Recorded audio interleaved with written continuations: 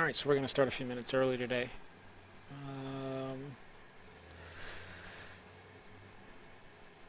Um, so I left off at this place. I actually worked on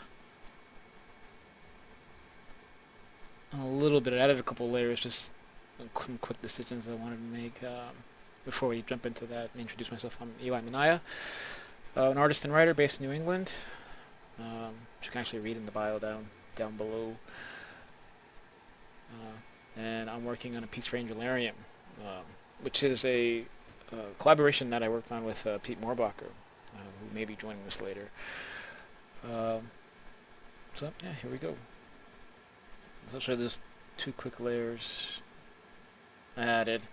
So what I wanted to do was just kind of unify the colors. I'll show you without. So I got these really poppy colors in here, just kind of making marks and pushing paint around,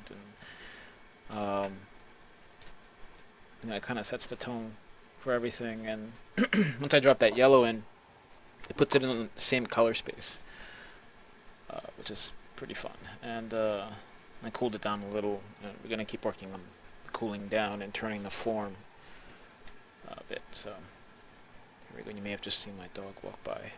That's Beatrix. All right.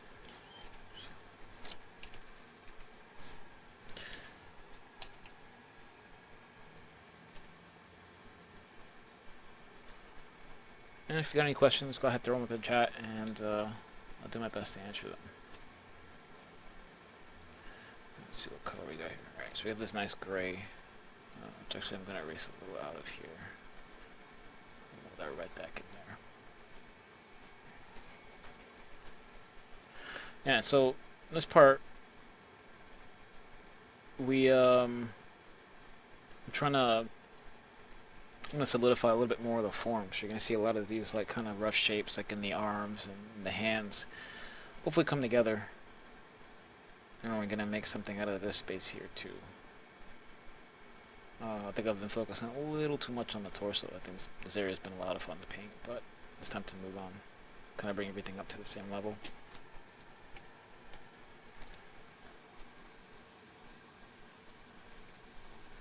So we're gonna be knocking down a lot of this really hot stuff here.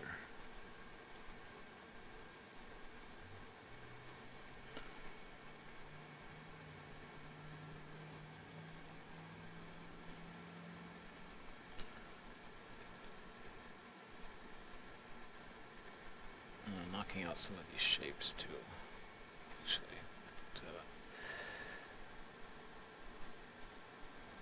So I've been trying to get this shoulder to pop a little more.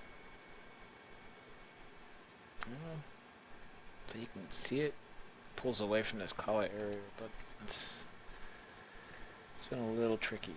So let's too much. Let's try to get that going.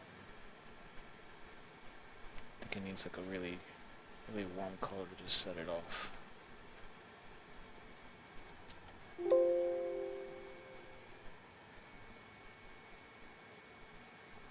that is not it.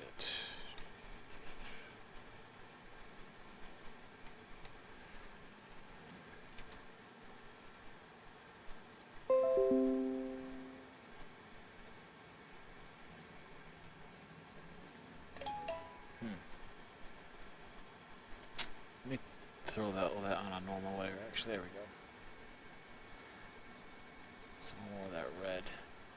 Well, so now I'm working on difference layers, so there's interesting things. So like this is a normal layer, and I've got red selected, but we're still looking at it through the kind of the aperture of this overlay layer and the exclusion layer above it. So we're not gonna quite get the color that. Oh, actually that might actually do exactly what I need it to do. So let's just put a red in there and then erase out the exclusion layer.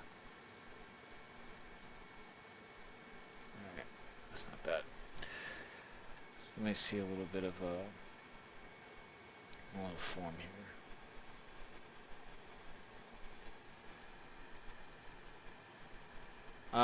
Yeah, Alan. I think you're in Chicago. I'm in Rhode Island. So yeah, I am an hour ahead. That might. I'm pretty sure I put Eastern Standard Time in my, my Facebook post. Um, I hope I did anyway. Otherwise, my bad.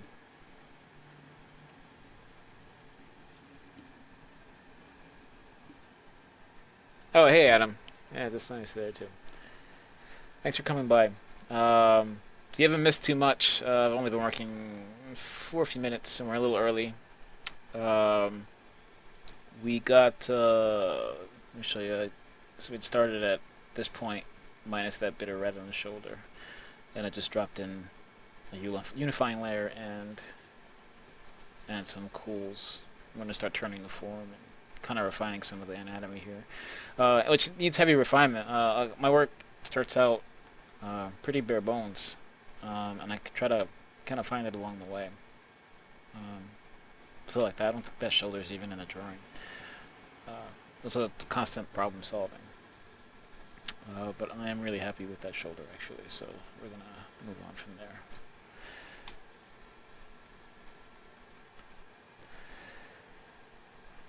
All right.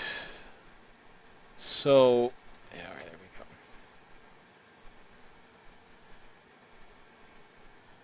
Yeah, Alan, how was Cincinnati? I asked earlier, and you didn't quite reply. It made me a little nervous. And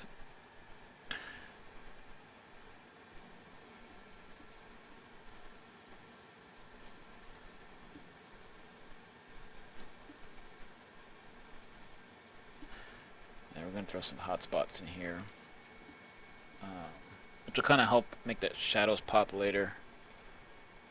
Um, I'm not a very fast painter, so you guys are gonna see this quite a bit. We're gonna be alternating though between this and traditional work. I just set up my traditional streaming station, so it's gonna be watercolor and all that stuff, and work for my next book project.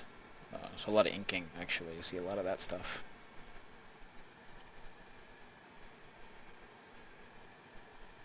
Oh, right, yeah, you're right. You did say that. I forgot. Sorry about that. Um, yeah, I'm glad con that was not bad is a good con. So, um, good. I'm glad that worked out. Um,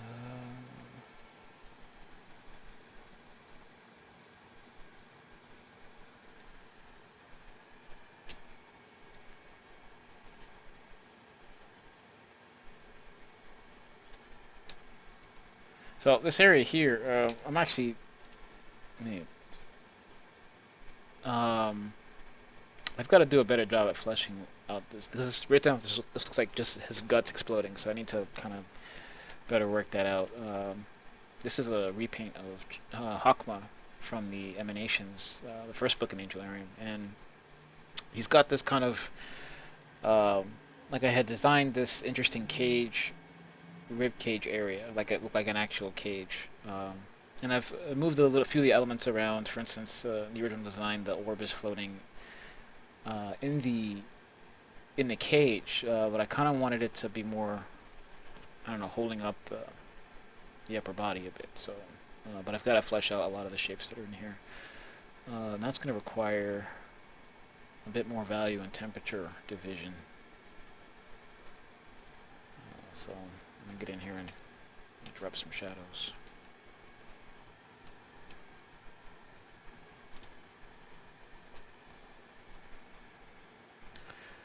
Thanks, man. Um, I usually am usually really excited about the colors at this point in the painting, and then by the end of it, most of it is gone, and I'm just a little sad. But I'll trade poppy colors for a finished painting uh, any day of the week.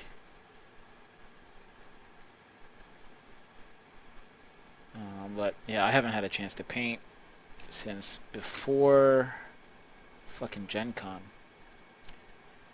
And that was a great con actually.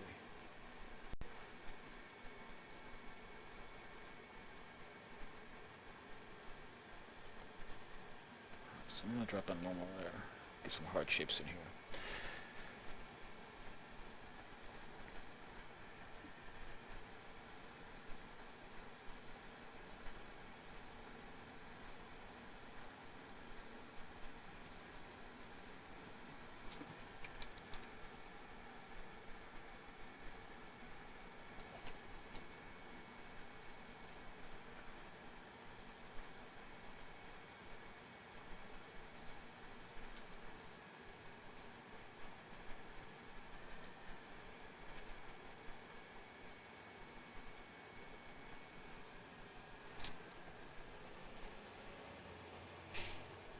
That's a little too regular. Try to break this weird rhythm in here. I think pattern is good, but I mean, I think this is definitely like a more chaotic area in the in his torso. Some do a little overlapping and change the shapes, the size of the shapes a little more. He's got these little fiddly bits here. And I'm hoping I can do this stream long enough that I start developing like some serious Bob Ross tendencies, like naming little animals, and, just being awesome. Yeah, I did work from a sketch at first. It's I can peel it back if you want to see. Actually, let me just save real quick.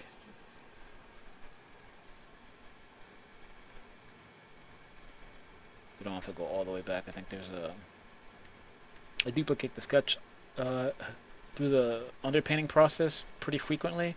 It kind of helps keep the drawing intact. I should probably zoom out so you can actually see what's happening here. So you're gonna see some earlier states of paint. And there's like, for instance, in this part here, like there's some areas where I'm just like, oh yeah, that's finished. I'm totally good with what's happening there. But I think that's just the excitement of painting. Seeing some things like kind of come together. And there are a lot of layers.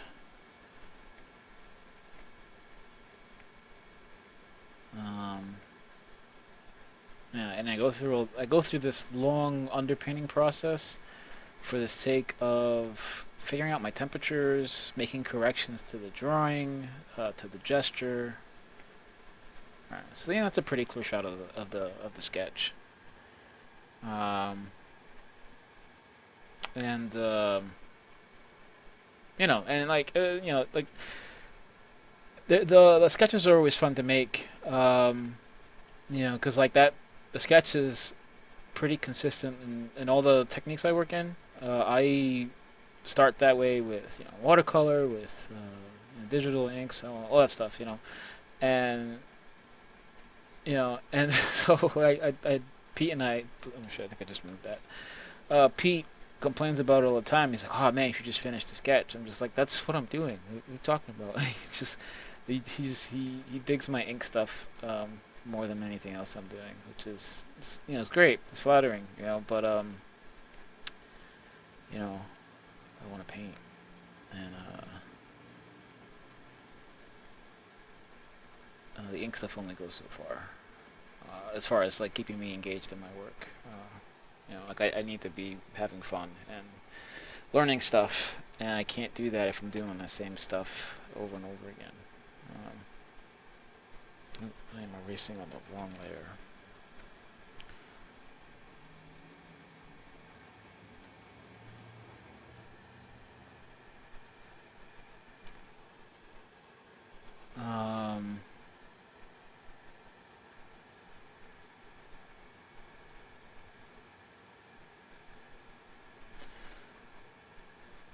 Thanks, Alan. But yeah, I'm hoping to get more color in my work. I mean, my stuff's been pretty black and white for a long time. Like my last two book projects have been pretty much ink work, and it's nice to get back to caring about color. Biggie 401. Thanks. I appreciate you following me on Facebook. That's great. Thanks for coming by the stream. Is that 401 Rhode Island? Because I'm also in Rhode Island, so it's nice to get some local support if that's the case.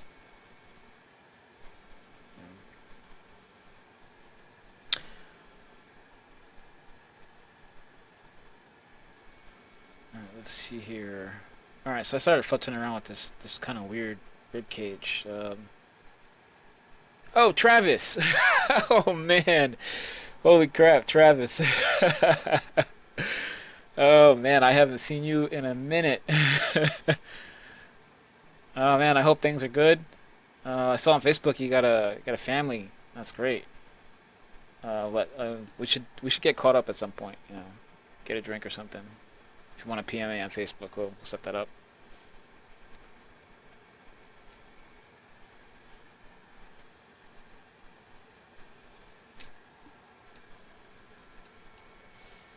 Let's see here. Where am I? All right, losing track of stuff. Okay, here we go. All right, so I think I want. So like this area right here, I gotta be real careful, because like this could get real phallic real fast, and I don't want that. Um, so we're gonna go. This is where the pattern kind of making a pattern works a little better. Thanks, El Monstro. I appreciate you coming by. We're gonna try to make this stream pretty regular, um, and we're gonna be archiving. And I keep saying we, like it's not just me. Well, my dog's here, so yeah, me and my dog, we're gonna make this work here. We're gonna get this stream more regular. Um, and so if you do end up missing an episode, you'll be able to scope it out, um, either here on Twitch or on YouTube. Now, see, I like what's happening here.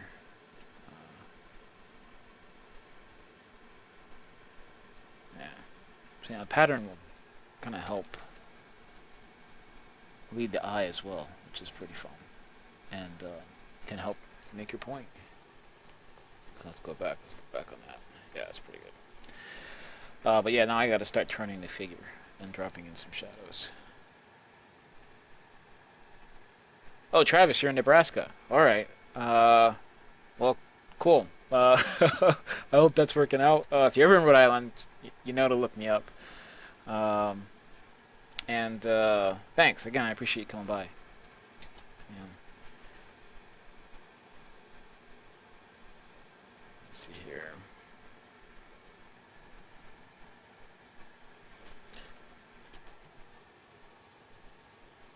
All right, so I'm in a slightly darker iteration of this color. Actually, that's not where we're gonna do that.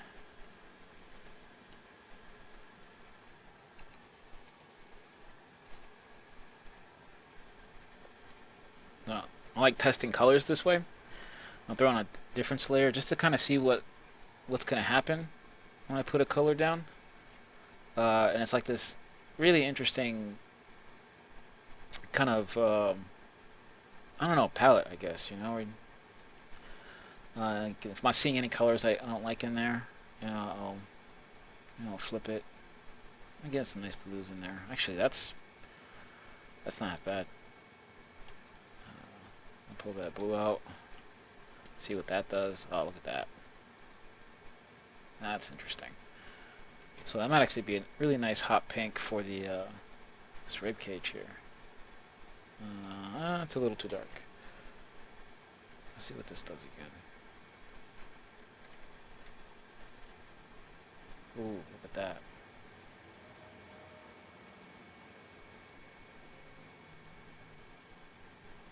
So I actually don't like the color of this, but I'm really liking the value of it. Right? So, I'll figure out what my shape is here, like what of it I'm gonna use, and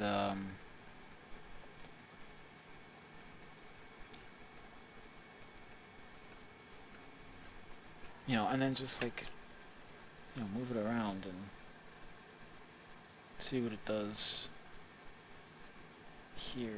Not much actually. It's just all value. Not a lot of saturation in that color, so. Um, but we're not going to use that because as neat as that is, it serves no purpose.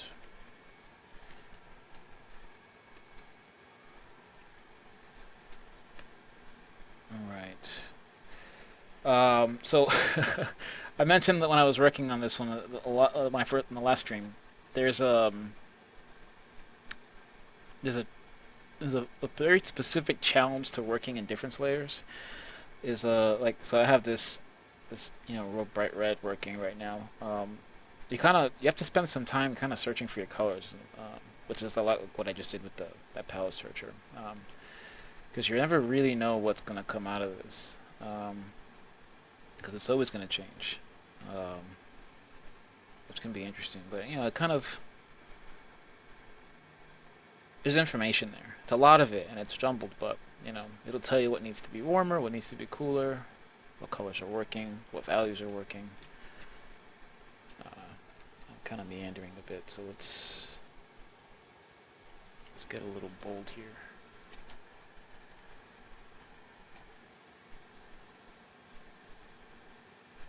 Oh, man, I just really hate that color.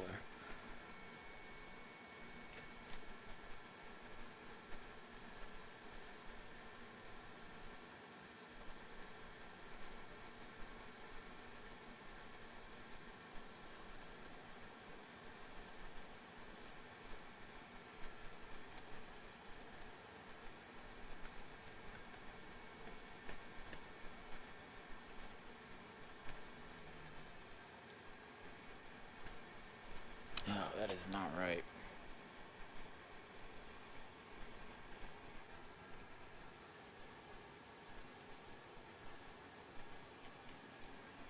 Alright, so maybe let's get some local color in here. Difference isn't where we want to be.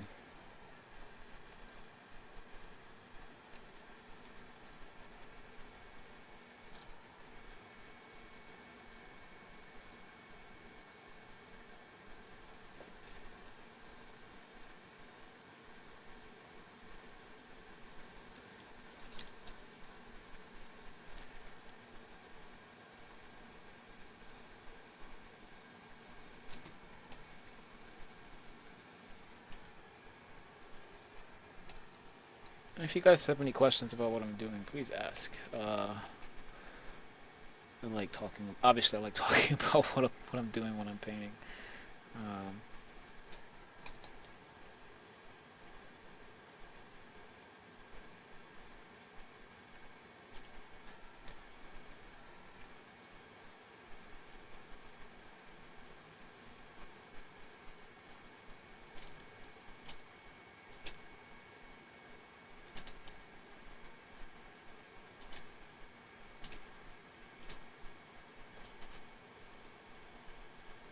I feel like there should be music playing or something.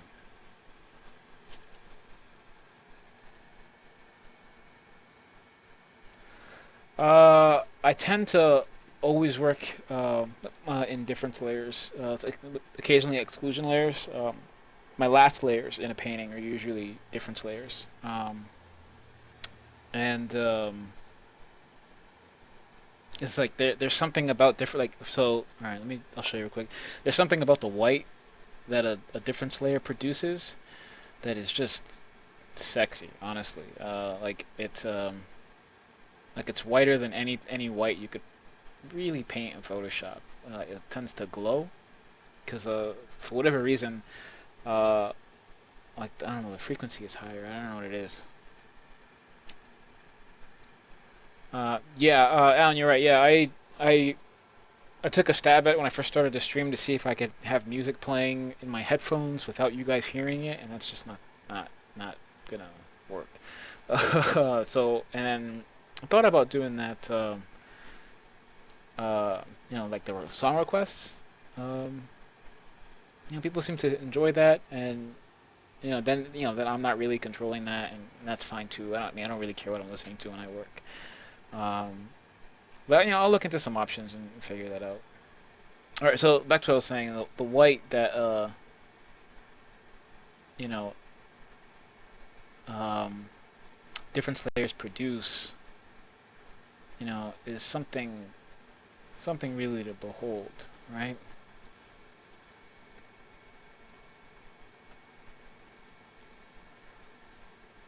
Uh, it's yeah. See that when you're done with the painting when you can actually hit that white, and I can't quite yet.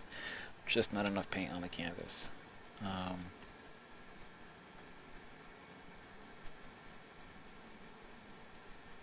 I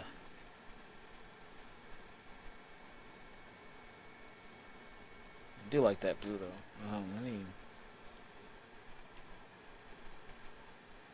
No, actually, that's too bright a value to be working in right now. I still have a lot of work to do on like the hands and the rib area. Um,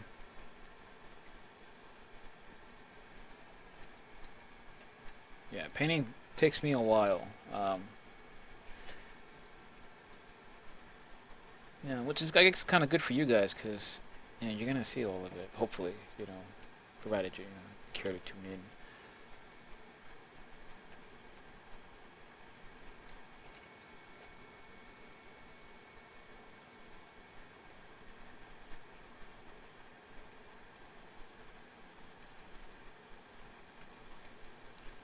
I think I know what's going on here.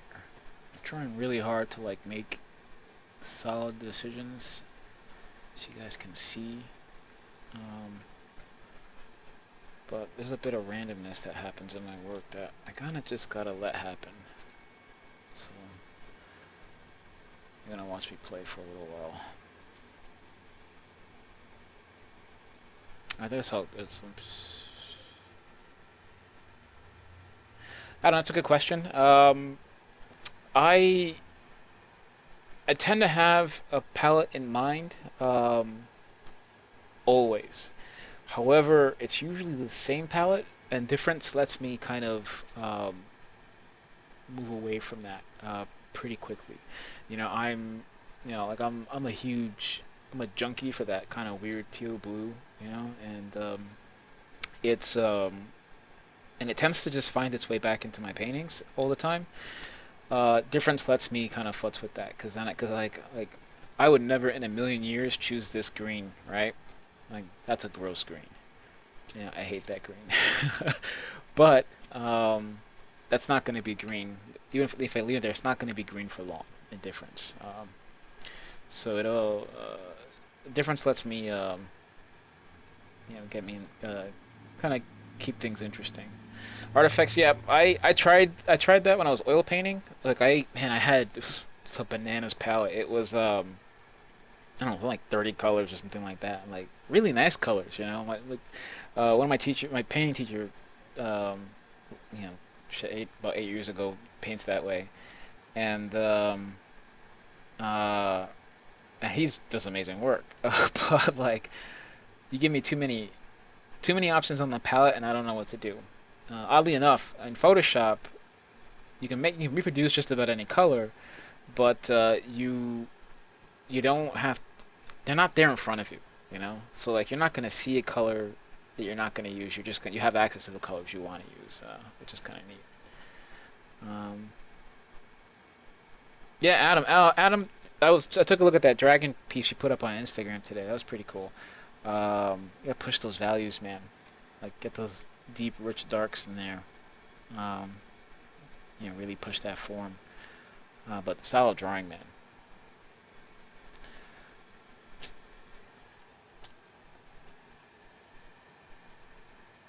Okay, cool. Artifacts, yeah, that makes sense. Yeah. All right, cool. Um, yeah, I hope to get back to oil painting eventually. I love it. It's um, it's the thing I want to do most. But time, space, sounds like a episode of Cosmos all of a sudden. Time is limited, so I can't spend weeks on a painting, and I can't I can't really. I don't like. I'm working. I'm working at home right now, and which I'm not. Which is actually new to me. When I was living in Florida, I had a studio, and um, I got to, really set up an oil painting station, and I can't do that right now, and that's my big hesitation to start oil painting again. It's like, the mess and the space. Actually, that purple's really starting, kind of working out. Oh shoot! I did not mean to do that.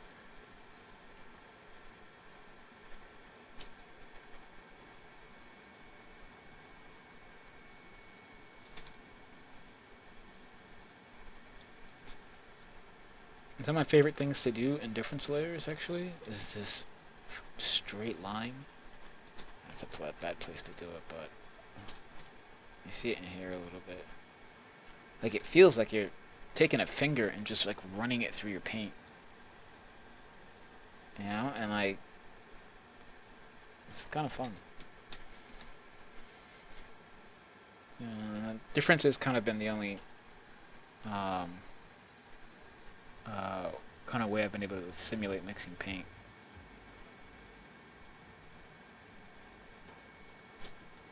It's like the colors aren't random. They are actual reflections or interactions of the colors beneath them. So it is in a sense um,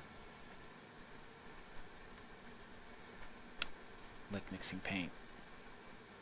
Man, there's just something not right about that.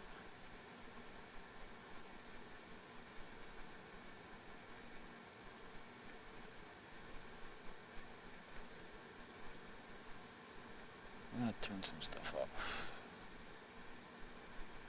Okay. I don't like this red.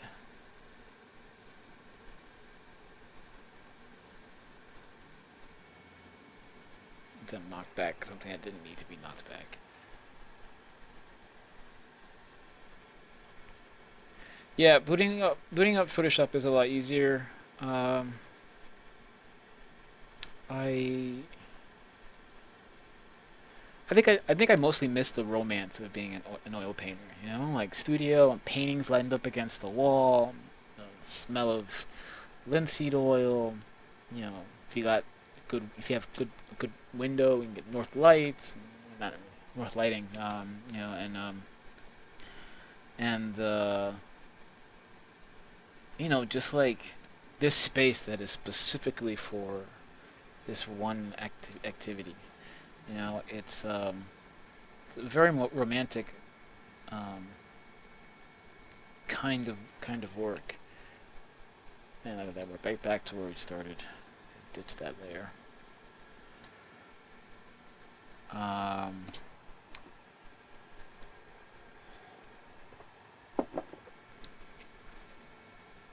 all right, let's. Okay, I got distracted. I know exactly what happened. Let's go back to fleshing out what's actually happening with the anatomy. Sorry, guys. I went on a bunch of tangents and it just kind of dragged me all over the place. So let me find my place here. Okay, there we go.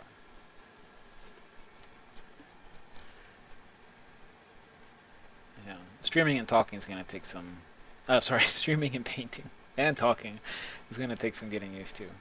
Uh,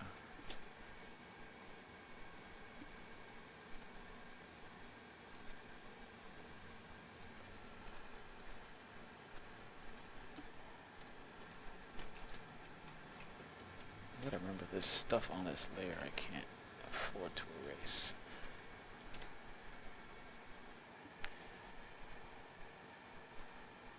Alan, sorry to hear about the day job BS, but day jobs aren't terrible.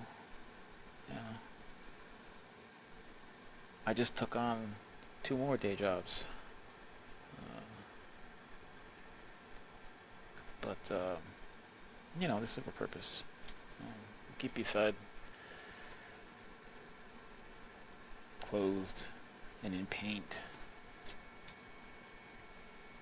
There's not a whole lot wrong with that.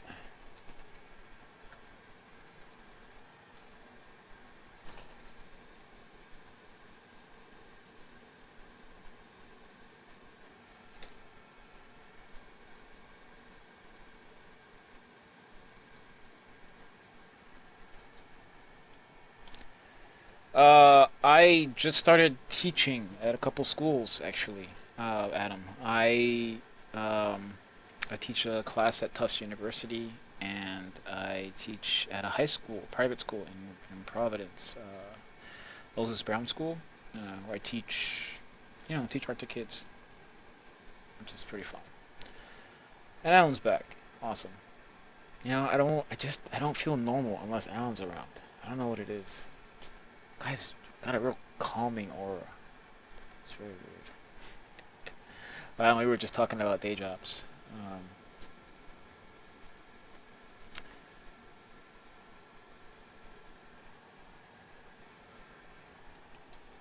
Um, yeah, I had taught my first class last week at Tufts, actually, and that was fun. I I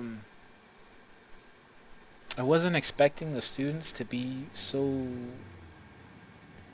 um, developed, I guess. Like they all kind of had their own personal voice, so they were starting to find it. You know, they definitely like they knew what their direction was and what their interests were, and it was really kind of easy to just like talk to them about their work. It was actually really fun.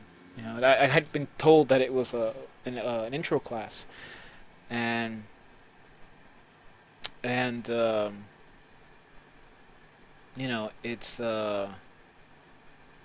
it was surprising. I remember not knowing anything at my intro illustration class, and that this is an intro to illustration class. It's the illustrator as designer, um, which is kind of a very vague title for a class. But we're making it work.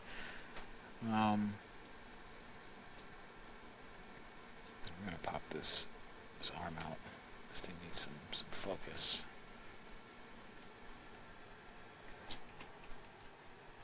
I'm not used to working this zoomed out, so we're not gonna. I think that's why I'm having a hard time seeing where I'm going next. This is definitely not a time for details.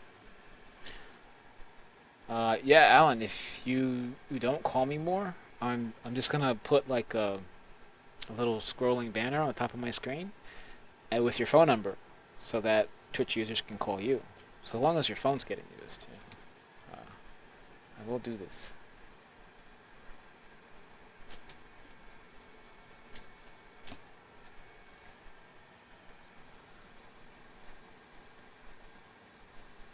Oh, that's interesting. So I'm on the fence about leaving this as a skirt or turning those into legs. And I can do either, as per the design. But I kind of like it as a skirt. Maybe get some neat little design elements in there. Somewhere along the way, this got a little muddy though. I want to clean that up a bit. I think it's this yellow. Yeah. So I'm gonna erase some of that out. Oh, look at that. Isn't that pretty? Oh, look at that fucking blue.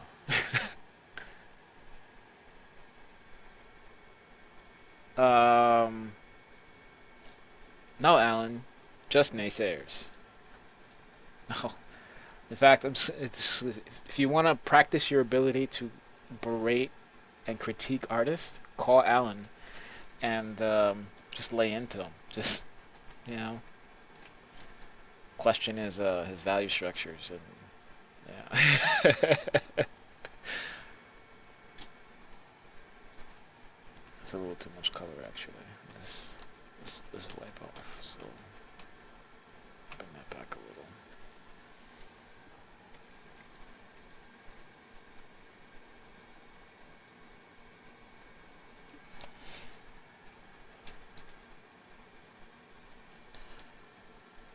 Man, I just don't know what to do with that.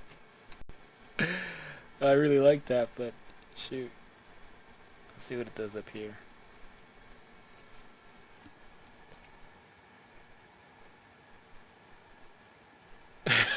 Hey, Alan, you weren't here last time. Nightbot is no joke. Don't mess with Nightbot. There's no spamming allowed.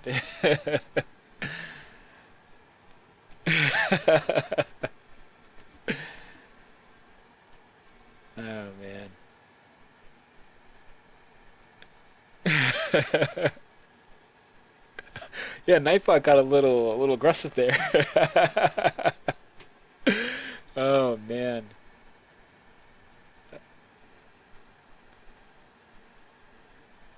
I think Alan's got a new nemesis. All right, I should probably do a little more painting on this. So, here, let's bunch up some of this ribcage stuff. Actually, there's a color in mind I wanna mess around with. I think might look really good.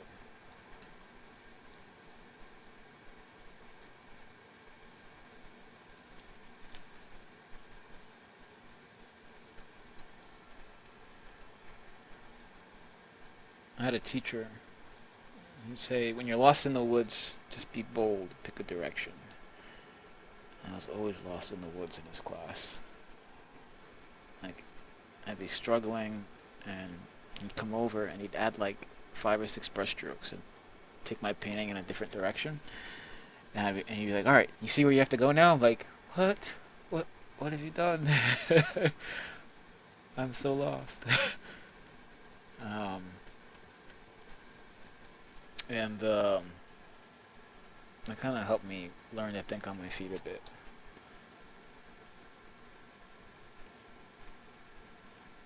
Come on, bring that purple out. There we go.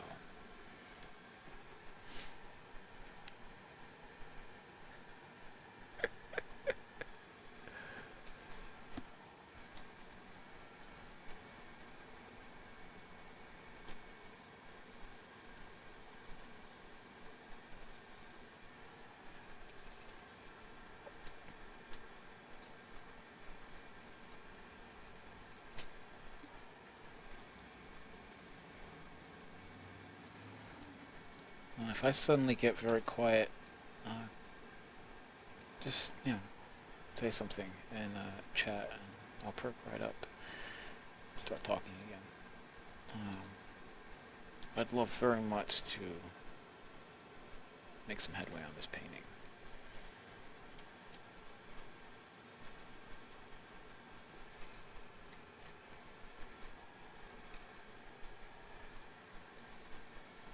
Actually, something I want to try.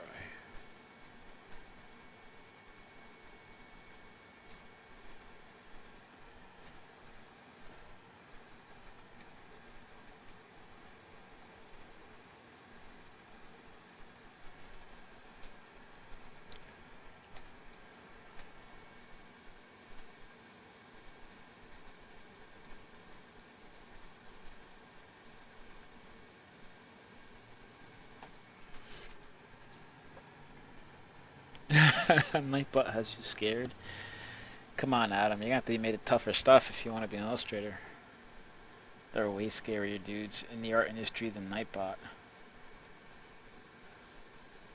Uh, I'm a little afraid of Sam Flegel. I gotta be honest. The guy's just so cool and tall. See, I like what happened there.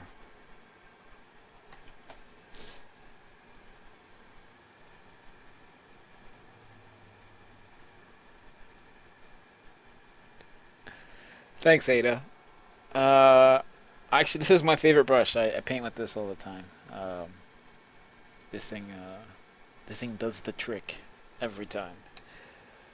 Um, and I was gonna post it in like the profile, like all that stuff. Like, what I don't know where I got this brush from. I'll have to do a little research and see if I can find it again. It must be. I know I got it from another artist who made it, um, and it's not perfect. Let me show you why. But like its biggest flaw is the thing I love the most about it. Like the texture that it makes is not large enough for the image, so it always breaks halfway through. Okay, I should have done that so big, but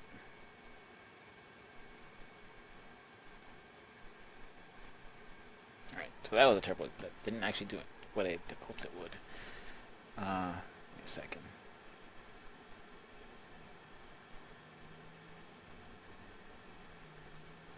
And so you can kind of see the paper that was used to make the texture. All right. Oddly enough, it's actually not doing it. So, uh, but if you notice in the painting, there's like this weird bifurcation in the color towards all across the middle.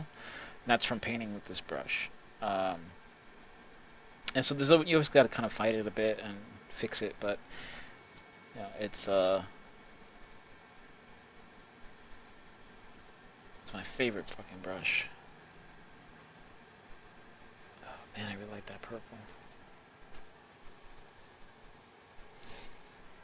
For anybody just tuning in, I'm Eli Minaya. I am the writer and visual developer for Angelarium with Pete Moorbacher, who should be showing up later. And I'm streaming my repaint for Hakma.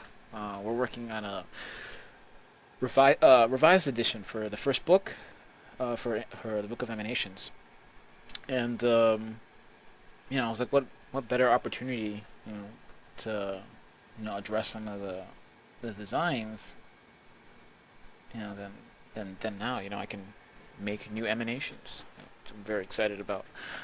None of the content that exists in the book currently is, and so we don't have plans to. No, none of it's being taken out.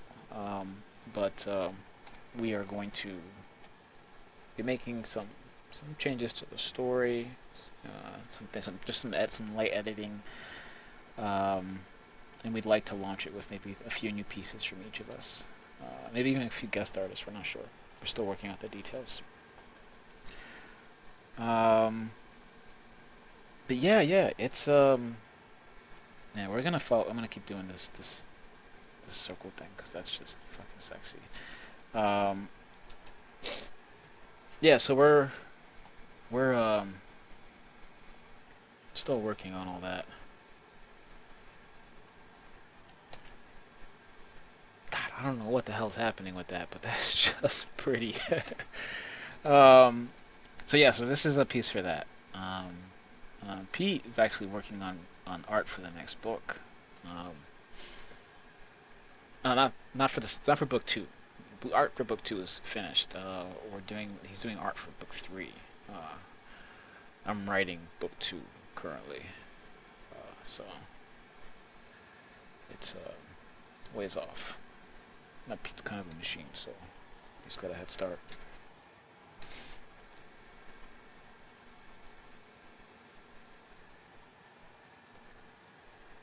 All right, let's see. So it occurred to me, like, as much as I love that purple over that outer arm, I'm gonna have to paint and like around it in order to make that work. Maybe it'll. Yeah, I don't know.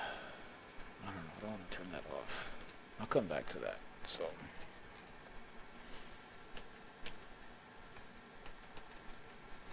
let's just erase it out.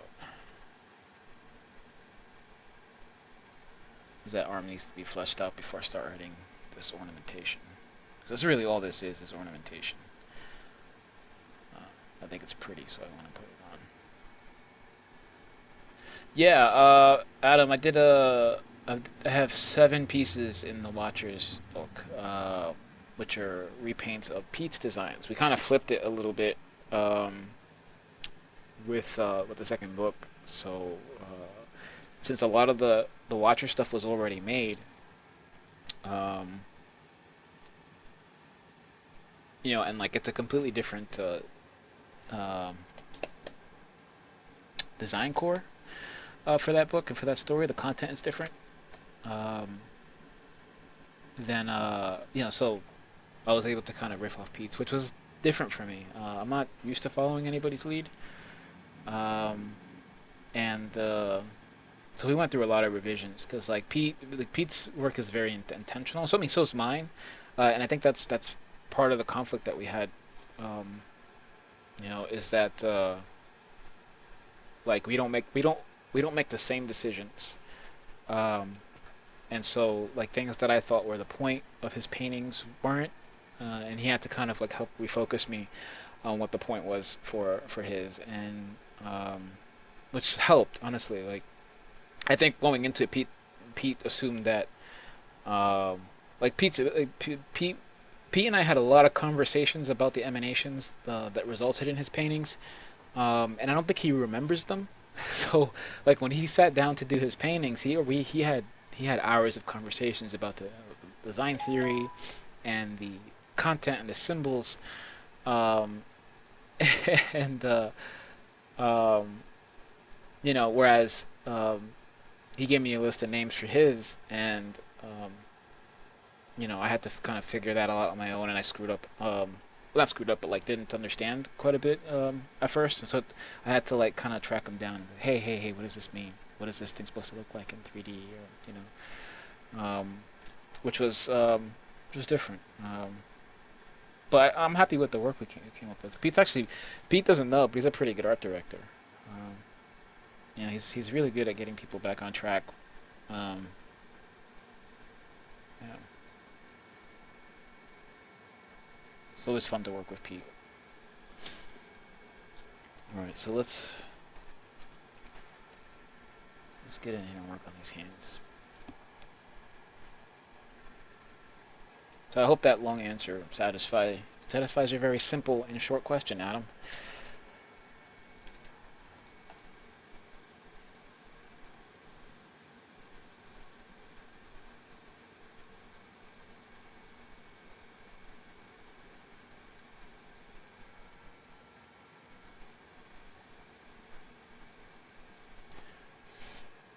Yeah, you know what, Alan?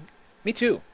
I mean, maybe not as far as the art's concerned. Pete and I have different influences, but like just the way he runs his business, like the the art that is his career, like the way because like I mean, I always I always assumed that like when I first met Pete that he was just all business and like the art was just like this happenstance that and it really isn't. Like he has like this, he manages to keep this like high level of like passion for his work, for his art, for making art, and like this addiction to it, while doing the same thing on running his business. And yeah, he's been a huge inspiration to me. I've managed to learn quite a bit from him, like working with him on Angelarium. Um, it's been great.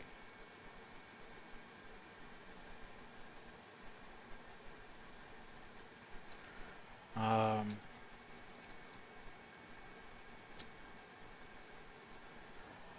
but um, it's a like I said, we have different influence and different desires from our work. And so like for my own part, I have to kind of remind myself that you know what I want my career to look like is not what Pete's career looks like. You know. So while I'm trying to be a little more involved with the Angelarium stuff, I have a I have a ton of projects I have to keep track of on my own and get off the ground.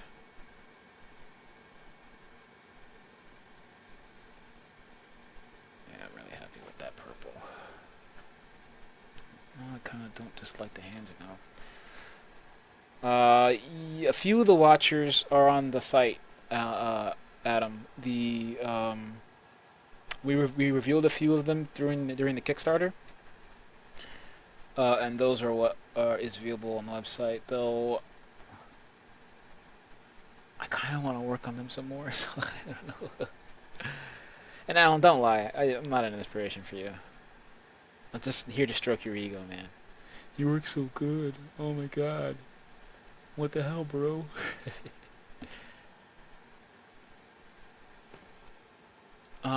So for anybody listening, my website is bad-king.com. I'll put it in the chat actually, and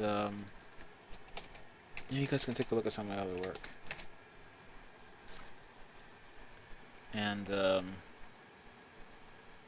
there's samples from my next book project on there, which is Judgment of Paris, which is the first story in what's tentatively being called the Make series. And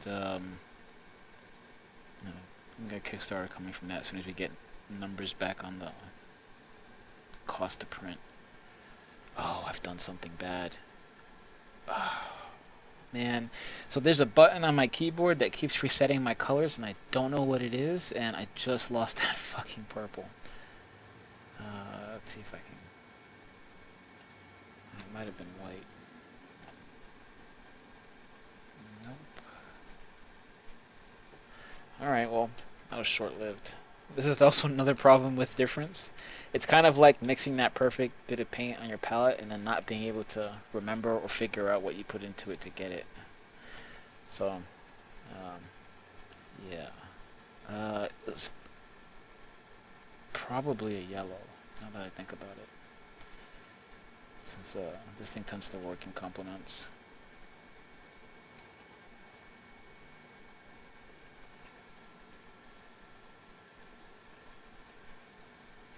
Oh, I think I found it. Close enough.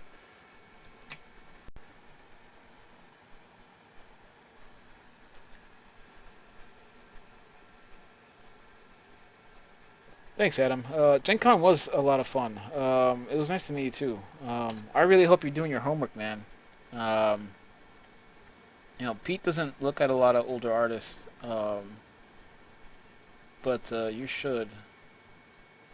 I do as well. I have hundreds of art books and websites favorited that. You know, and it's easy to just like spend time doing that. Get up in the morning, drink your coffee, and do some some searching. Um,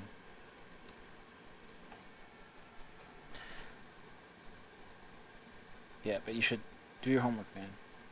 Know what other people are doing, why they're doing it, how they've done it.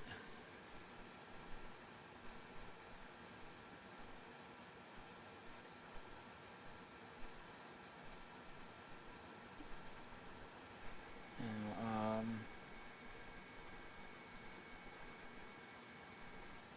Ada, thanks very much. I don't think I've ever been anybody's favorite artist ever. That means a lot to me. uh, if you're getting my cameras on, you can probably see me blush a little bit. um, and Adam, you're just being bandwagging and sappy, so I need you to stop, or I'm gonna ban you. Oh man.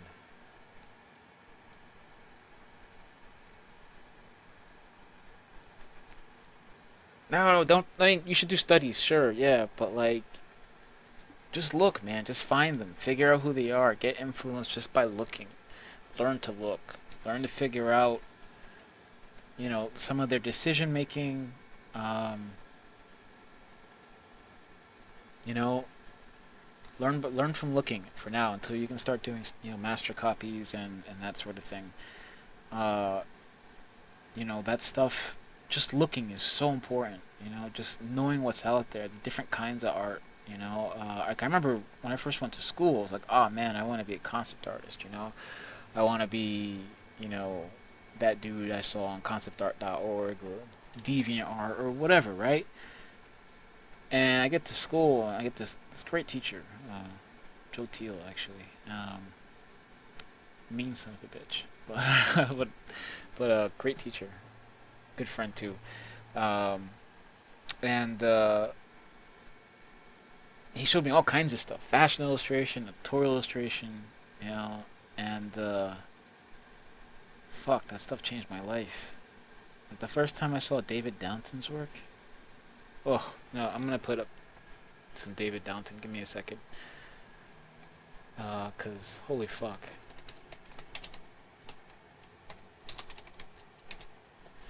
Yeah, this guy's a fashion illustrator. You can find his stuff in Vanity Fair and whatnot, and um, nobody paints like this guy. I'm gonna bring up his portraits. Which is say like, and this guy he's influenced by some of the greater fashion illustrators and illustrators of all time. You can see it in his work. And I'm gonna flip this over on OBS real quick. There we go. So this guy's stuff is amazing, and I don't know if this is bad form, like to show somebody else's work on your art stream, but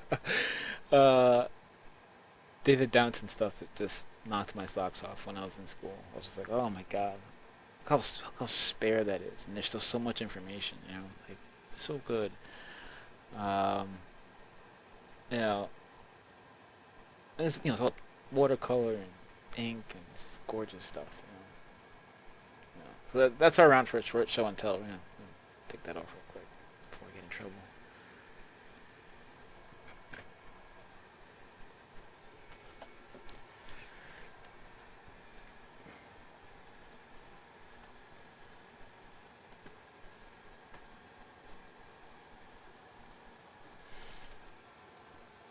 Um, yeah, I mean, I hope to be able to talk a little bit about the influences during this stream, man, because like, oh man, like that stuff should inspire you, because like, especially when you're first starting out, I mean, you gotta realize you're entering, and this is gonna sound sappy, Adam, so pay attention.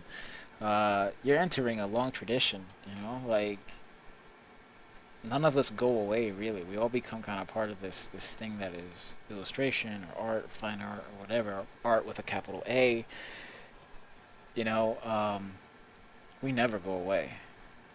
You know, even if even if like I'm like me personally, I'm never successful to the point where I end up in a history book or anything. But like you know, um, it's especially now with the internet. I mean, someone's gonna find your work. Your stuff matters.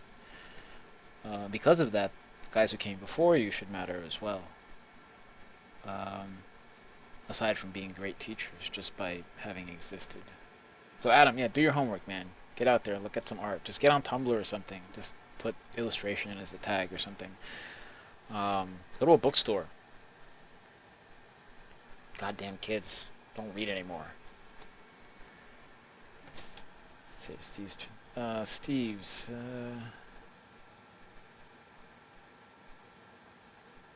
Steve's, thanks for coming by.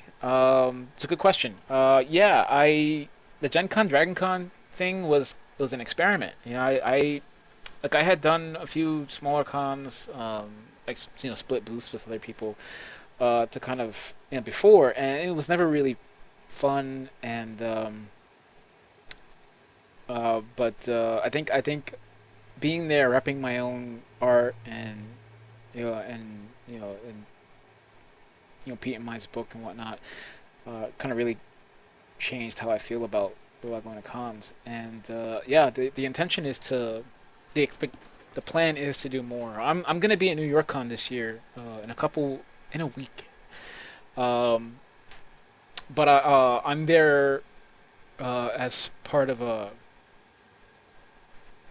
I'm a guest as of my former college. They fly out alumni to kind of talk about what it's like to go to school and in the arts, and be a professional afterwards. And they flip the bill, and they're always really good hosts, and it's nice to see some old friends and some old faculty. And so I always go. So I'm doing that this year, and then after that, yeah, I'm gonna again with my long answers. I'm gonna be doing the con scene on my own more often, so you'll see me around. And my just if you keep track of me on my website or Facebook, well, but probably my website, because like I actually have like a calendar there and a news section and all of that. You'll definitely be made aware of my next appearances.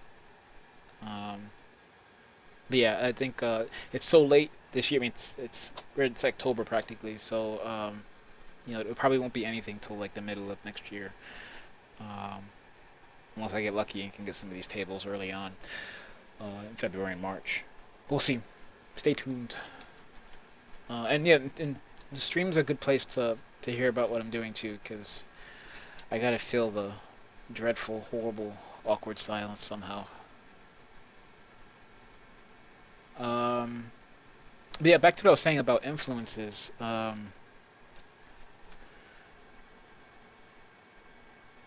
we're just gonna get crazy with the color in the hands here. The Man, you gotta do it. You gotta look. You gotta see what people have done.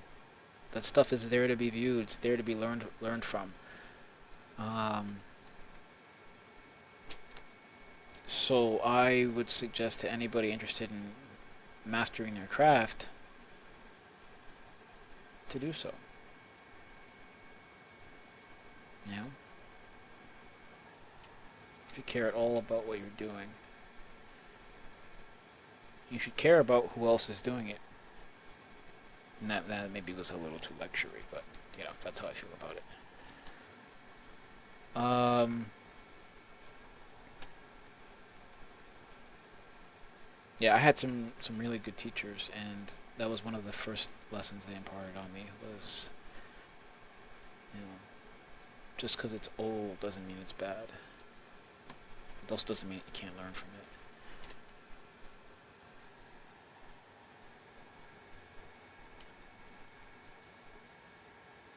Yeah, artifacts. You know what? I think I agree with you with the brain surgeon thing. I mean, don't get me wrong. I think it's super hard to be any kind of doctor. Whether you're a research scientist or a medical doctor or whatever, that stuff. That's one of the hardest things you can ever do is get your PhD. Um, but um, with things like you can do your job wrong as a doctor. The consequences are greater, obviously, but like you can like someone goes, you know what? You put that brain in backwards. You know, like there's no gray area about that. There's no like, oh, but that's my personal vision. Like so you don't have to really justify your decisions. You either did it right or you did it wrong. Uh, with art, like not only do you have to have the skills to find your personal voice, and you need the skills to use it to express it, and you need the skills to convince people that you're not off your fucking rocker. Like you gotta be able to talk to people and be like, hey, no, man, I know that arm is backwards, but let me tell you why. There's a story behind it. You know, and you have to be able to do that in your work. You can't do that face to face more often than not, because like it has to communicate in your work. And like science doesn't have that. You know, science. Man, I'm gonna get into so much trouble. My girlfriend's a neuroscientist, and I'm over here talking smack about her field. So, uh, let me change the subject. Man, I totally regret that entire rant.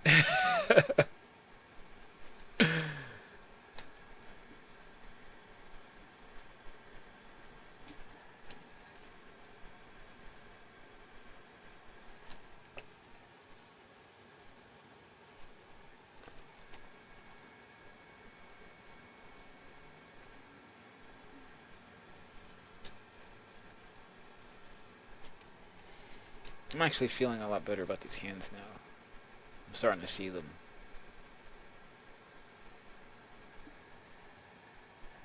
Dude, come on, man. That's not cool.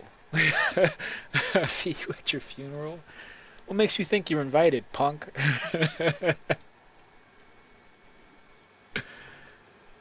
Oh man, I'm gonna just my luck. Alan will be the one that gives my eulogy. It'll just be all fart sounds and wisecracks. Do I have any tips about finding your voice? Oh fuck, Adam, man, you're asking the pro questions. Um, shit. Uh, I, I, I can't call it advice. Otherwise, like nothing I can tell you to do is going to be applicable unless you find it yourself. But I can tell you about how I found my voice. Um, first things first. There has to be a measure of not give a fuck in the things you make, right? Um, oh yeah, I will blame Nightbot. Thanks, Artifacts. So no, there has to be a there actually has to be a really big measure of not give a fuck in the work you make. Um, like one of the things I think that hinders hinders and helps people find their personal voice are portfolio reviews. Um, it's it's great to it's great to be able to hear what another professional thinks of your work, good or bad, and to receive and accept their advice. But when you're starting out, honestly, like it's it's um it's so dangerous to go, oh fuck, man, this guy who's been doing this for 30 fucking years, he likes my work. I must be doing something right. Or fuck, he hates my work. I'm doing something wrong. Like that's such a dangerous place to be, you know? And so like unless you're already kind of confident enough to weed out applicable critiques,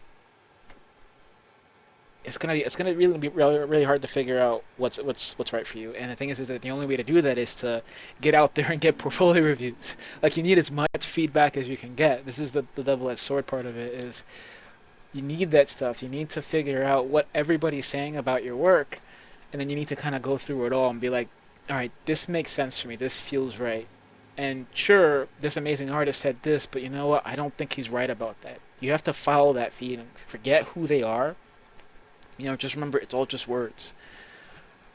Um, so back to my point about not giving a fuck. You have to be willing to not give a fuck about what your heroes say about your work. Um, I had the distinct pleasure and honor of being an apprentice to George Pratt, who is, in my opinion, one of the best painters to have lived in the last 100 years. And and he liked my work, and that fucked me up so bad. I couldn't make decisions. It was always like, what would George do? Will George like this? Um, so I got a concentrated dose of that. Um, and not that I don't give a fuck about George's opinion, I do, but like within proper context. Like he's another artist is gonna make different decisions. They have different tastes. They have different influences. Their advice is never gonna be right for you, but they're gonna give you enough information about what is happening in your work that you can start to assess it through the lens of their opinion. Um, and then as far as finding your personal voice, like, and using it, like beyond like the criticisms and all that stuff, you have to make fucking work. You have to draw every fucking day, all fucking day. And I'm gonna say this right now. I swear a lot. Get used to it. I'm sorry. But yeah, you have to work all the time. You have to be drawing all the time. You have to be trying things all the time. And this doesn't just mean like, oh man, I'm a digital artist, so I'm gonna try different apps and shit, and like I'm gonna buy a new stylus.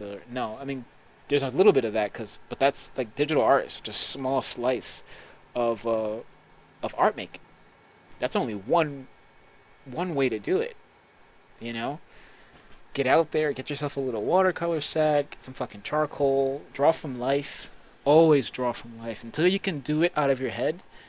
You should be drawing from life. And I'm not saying photo reference. Fuck photo reference. Photo reference is.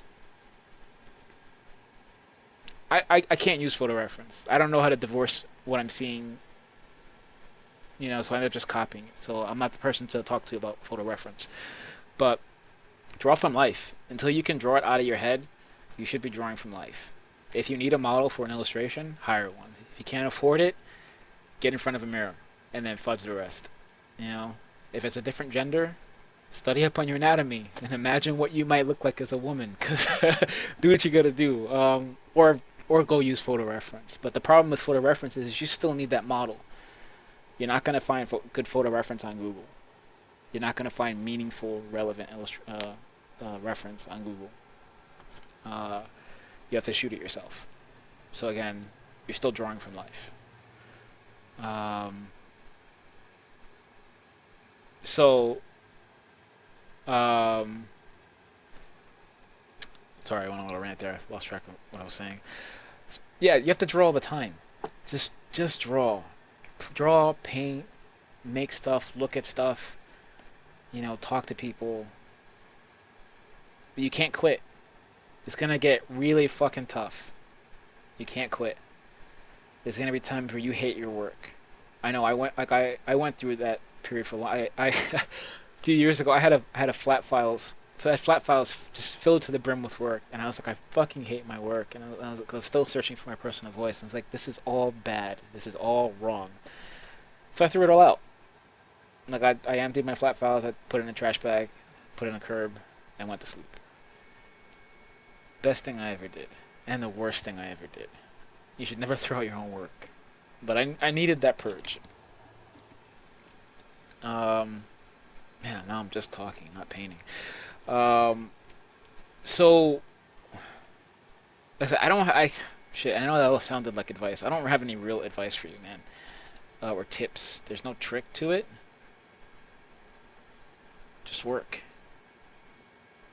Make every piece better than the last. Try stuff. Personal voice comes from personal vision. So think about the kind of work you want to make. You know, if the work that you want to make you're not seeing, then that's an opportunity to make that work because maybe other people want to see it. That's Pete and I's guiding light, especially with Angelarium. No, don't do drugs. No, kids, don't do drugs. Um, no, don't do drugs. I actually can't. I can't work under the influence of anything. Beer, alcohol in general. I can't work. I most certainly can't work under the influence of drugs. Um, I like you, Artifacts. You got guts, man. um, but yeah, yeah. Dig in, figure out what works for you. Remember solutions. Keep all your sketchbooks, man. And work like, fine. You want to do digital art. You know, great. Digital art's awesome. I'm painting digitally right now, and honestly, like, I love it. Like, this stuff's great. But like, I don't think I'd be able to do it if I didn't know how to paint. Like I know how to paint in oils. I know how to paint in watercolor. I know how to paint acrylics, mixed media. I know pastels. Like I have I have half a dozen years just working in that media, just studying, and I still suck at digital painting. It's not easy, you know. Um, and like I tend to complicate digital painting. I'm in the process of trying to figure out how to simplify my process so it doesn't take 96 fucking layers to do something. Um, and I don't think I suck at it. I think I'm being self-effacing here, but like I have fun making the work that I do, but you know, I don't think I'd be able to do it if I didn't have the years training in other mediums. I'm able to make the decisions I can now based on my experience. It's all about experience. You can't do that if your experience is narrow. You know. I mean, some people can. I guess you can. Some people can. I can't speak for everybody. I know I can't, and I love the stuff too much to regret or the time I spent on it. I'm still obsessive about pigment and color and temperature and all that kind of stuff. And like little stuff like this, like this thing that I'm zooming in on, like that's what keeps me painting. That's the stuff I find exciting. This little fucking texture, this variation between blue and violet. I don't think I'd know to look for that if I didn't know I could reproduce it traditionally. Or that I haven't, I've seen it before. I know to look for it now. So Adam, I'm gonna stop lecturing you. Go do homework. Oh, after the stream, of course. Right, I gotta paint some more here. I need some more coffee.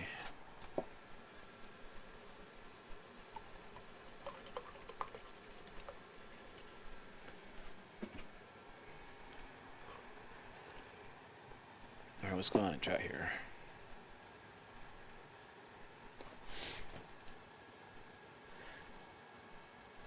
That layer or undo, which give you more freedom. Yeah, Alan, I don't know, man. Like, I love my layers. I mean, traditional painting has layers. Like, this is actually why I really like Photoshop. It's more like painting traditionally than you realize. Like, it's the thinking is the same. Like, put down like fresh brushstroke, you go, fuck, that's hot. You let that bitch dry, and then you keep working. You know, you throw a fast drying medium over it, and you keep working. If you're working tradition like a acrylic or watercolor, you let it dry and you keep working. You know, like that's how it just takes longer. You know, Photoshop's very similar. And I think that's why I work in so many layers because every time I get to a point where it's like, okay, this looks fresh, I make a new layer, so I'm not fucking with what's underneath. You know. Um, and so and the undo. Yeah, I've done the whole like undo, redo, undo, redo, undo, redo, undo, redo for for an hour before. Like I like this blue, no I don't. Like this blue, no I don't. Like this blue. Um, I mean I've already done it in the stream already. But if you're not sure about something, what my practice has been is that if I ever encounter like I'm doing this over and over again, I'm not sure, I'll leave it off. I come back to it later. If it's worth keeping later on, then it was worth keeping. If not, throw it out. But that's just how I cope with it. I don't think Photoshop has more or less freedom than um, traditional work. It really comes down to you. Being decisive. You know, the persistence of vision. Everything's supposed to get you to the end of what your painting's supposed to look like, what you want it to look like. You might discover some new things along the way. Excuse me. But it's all about the persistence of vision. Um, so yeah, yeah. I don't know. I don't know. I'd love to hear I'd love to hear like a broad spectrum of responses to that question actually, like or that to that statement. I'd love to hear what you know artists outside of us uh, would say to that. It really it's a really interesting position. Digital still mechanical. Yeah, artifacts. I used the regular Wacom tablet for a long time, and I didn't like it. Like looking at my um, screen away from my hands didn't feel very natural. Um, but once I got a Cintiq, oh man, that's not good. Once I got a Cintiq, that all changed. I got to use a friend's. He's got the one of those big mamma jammas, and and it was great. I loved it immediately. It was so responsive. So I bought a smaller one, like a desktop model. I don't have $5,000 to spend on any piece of equipment. Um, but spending the grand on the smaller Cintiq, the 13 HD, it's a great investment. I think it's wholly responsible for why I enjoy digital painting as much as I do now. The stylus is weird because that fucking button. Wacom, if you're listening, Jesus Christ, hire an fucking uh, industrial designer or something. This is the dumbest thing ever. This stupid fucking. Sorry. Gotta calm down. I don't like the button on my stylus.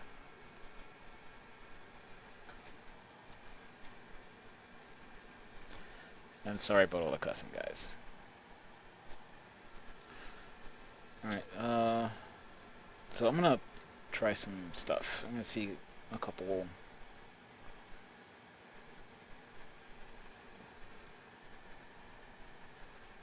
There's a.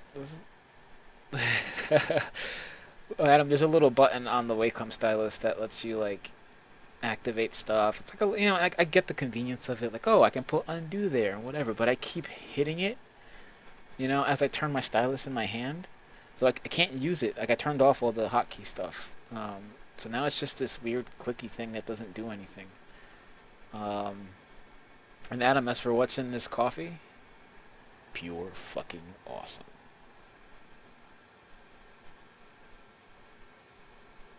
Uh, Images, where are you?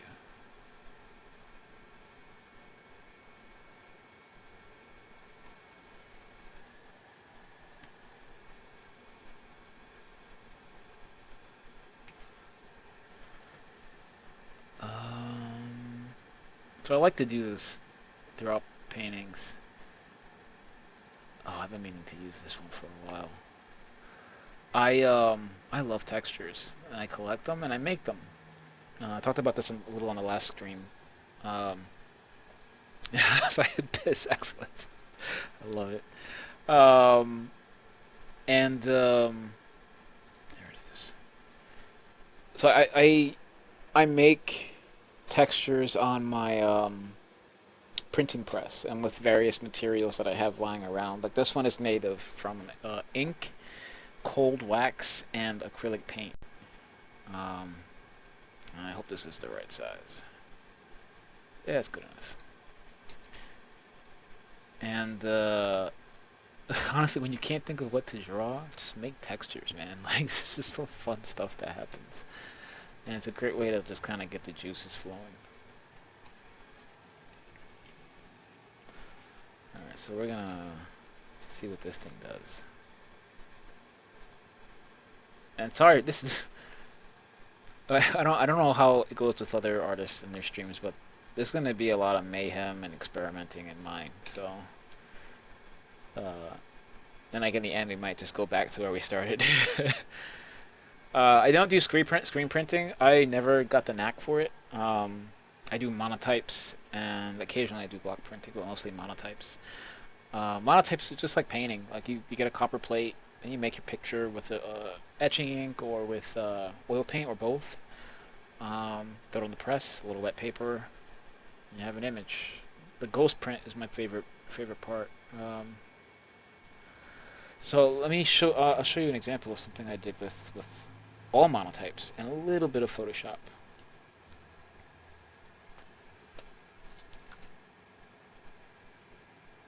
Alright, so I'm gonna bring you to my website actually.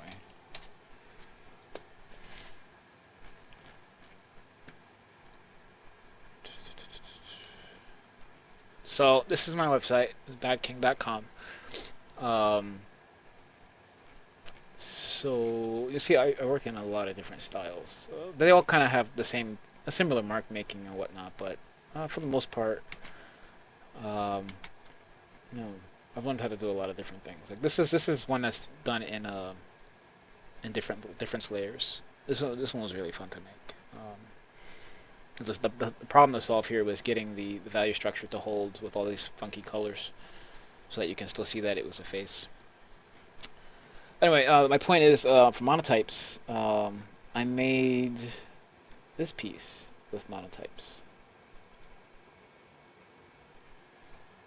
So the portrait, the profile picture is one print, and this sphere thing is another print, without the cutout in the center. And so is this white thing actually. This white thing is actually um, another another print. And then it was just arranging them in Photoshop, and into something I thought was interesting. And then so you can see the original. And I'm not trying to plug my store, I swear. Um, but there's a shot of the original in here somewhere. Oh shit! Hey, now I feel like I'm just wasting your time. Oh, there it is.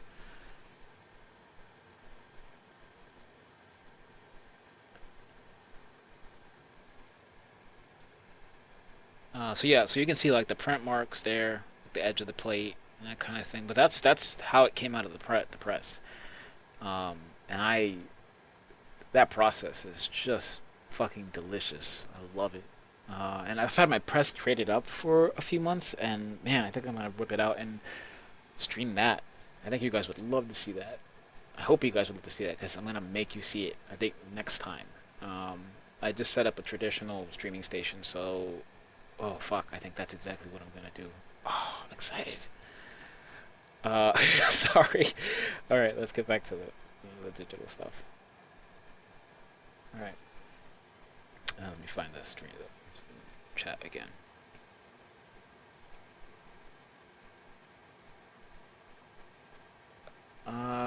TM. Yeah, you guys are gonna see a little bit of everything that I do. Like this stream, well, I will be making, I hope, a lot of Angelarium work on here.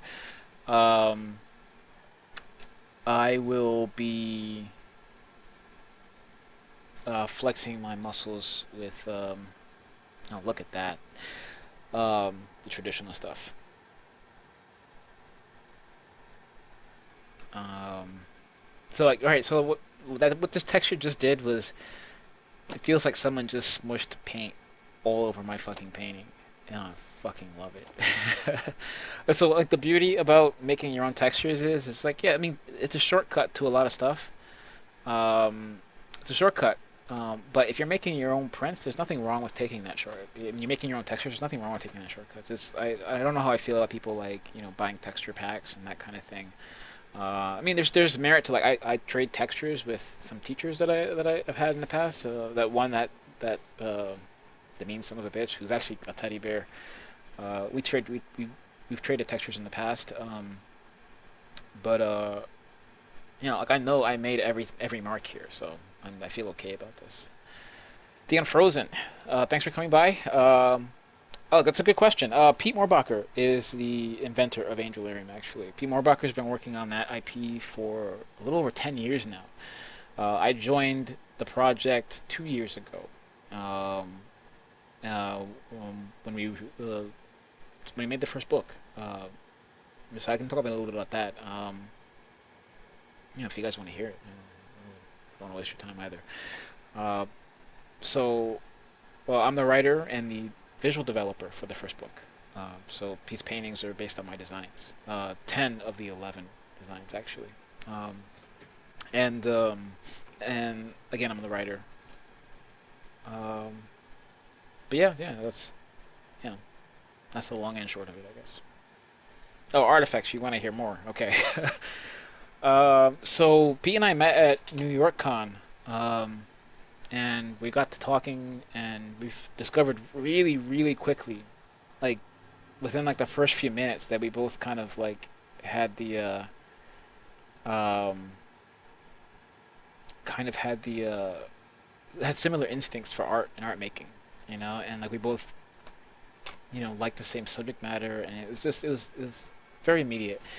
Uh, and he jokes because he's like, "Oh yeah, when I met Eli, it was like, oh, I'm working on this cool project. Let me give you my card." And da da da. And it was like one of those pitches you get at cons all the time. But it wasn't like that at all, actually. Well, it was a little like that, but I knew Pete's work from Magic, so it was easy to be like, "Oh yeah, sure, Pete Morbacher wants to work on something with me. Cool." Uh, so shortly after, we got to talking, and he kind of introduced me to Angelarium, and gave me the history of it, and I was like, I didn't know you were doing this stuff. This is pretty cool, and this is totally up my fucking alley. Like, I love this stuff. The mythology, and like, this is what I'm actively researching for my own projects. Um, and he had this idea for a new set of angels, which became the emanations, based on Jewish mysticism. I was like, okay. I bought a copy of the Kabbalah and I read it, and got to work, you know, um, designing the emanations. And then, so like my process is there's a lot of writing to do with it. Like, in order to know what I'm gonna draw, I have to write it down first. I'm weird that way. Like, I don't do thumbnails. I write poetry, which is weird, but from what I understand. You know. And So by the time I was done illustrating, designing and illustrating the animations, which are the graphic ones you see in the book, I had like pages and pages and pages and pages of poetry and little notes. And when we're talking, we're just like, man, we have all this extra stuff. We have alternate versions and sketches and concept art, and we have all the poetry, and and it was like, it was that stuff was could be easily converted into narratives, and you know, they were like, let's make a book, let's get this on Kickstarter, and I was just like, yeah, sure. What the what the fuck else am I gonna do like with this stuff? Like I'm busy working on the other stuff, but like it's fine. Let's do it.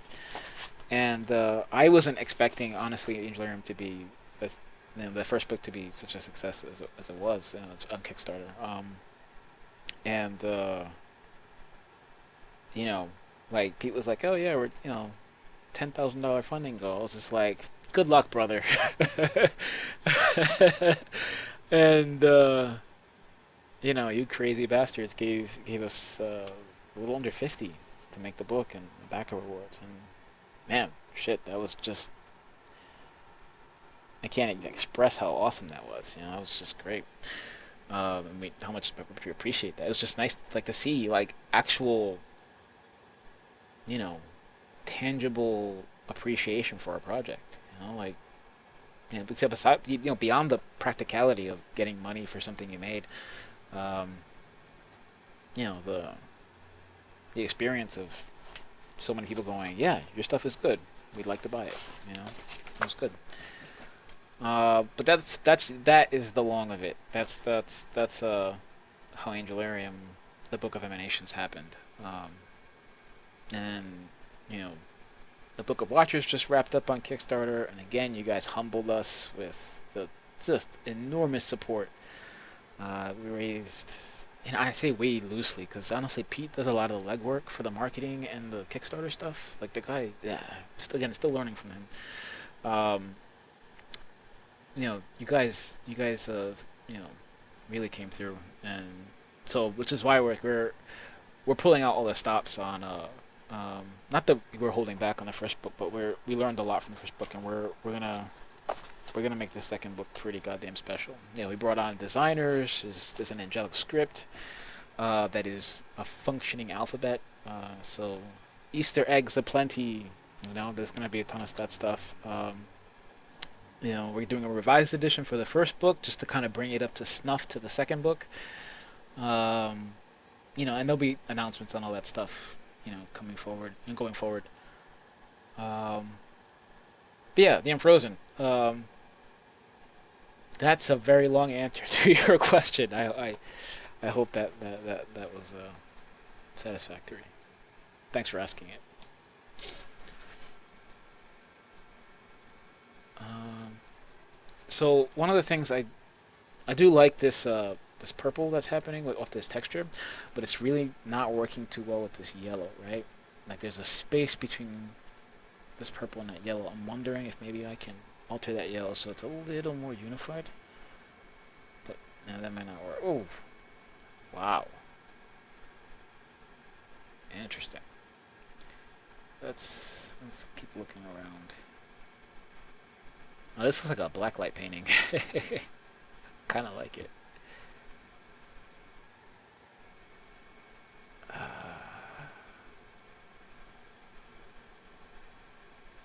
yeah, there's a step or two that's not reading. Oh, that's not bad. And the hands read a little better too. All right, so if I go this route. There's like the clear problem is I'm gonna have to redefine the shape, which is fine because I was still in that mode anyway. But this is what I was talking about. Like I'm gonna make a decision that's gonna pretty much wipe my process, my progress, and set me back a few steps. But I do really like this. I think that's what we're gonna do. So just to give you an example, just quickly, like if I was to take, like a warm white. Well, I already got one selected, right? A warm white, and just really knock out the shape here.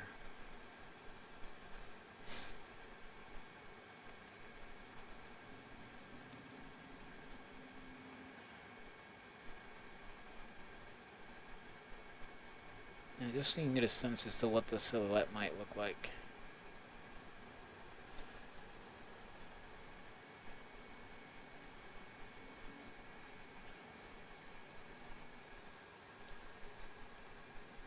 And already that's kind of interesting. But like now, okay, you know, I don't know. I might be biting up more than I want to chew. Oops.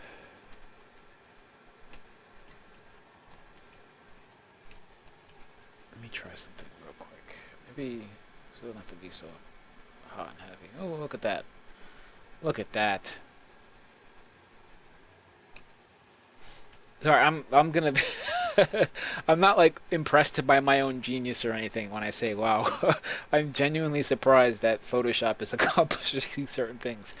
Uh, uh, these are not decisions that I'm making. I'm definitely leaning into the spontaneity of this piece, I think. But there's some stuff that needs to change, like this weird diarrhea shit brown on the arms.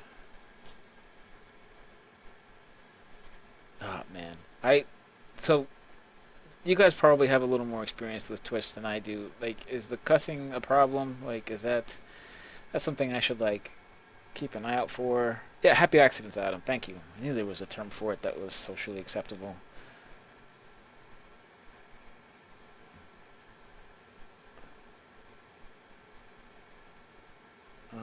Yes, now I gotta find. Oh, okay, a lot of it is there. That means a lot of it is here too. Yep, there it is. All right, so we're gonna change the color of this. Yeah, if I'm cussing too much, I mean, I would really hate to have to stop, but um, please let me know. I don't want to offend anybody with something as simple as swearing. I'd much rather offend you with my work, but not this piece, because you know. All right, so I think I'm just gonna delete this layer. That's not contributing to the piece at all.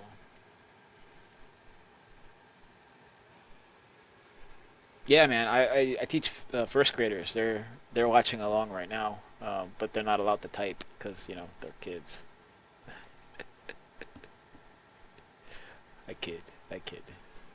Um, okay, great. So I don't have to worry too much about this wiring. Good.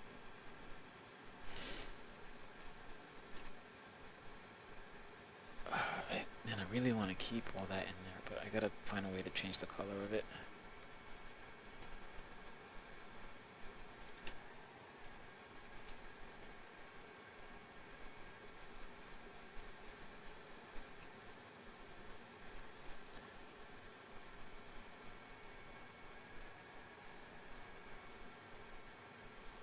Okay, that's not gonna work.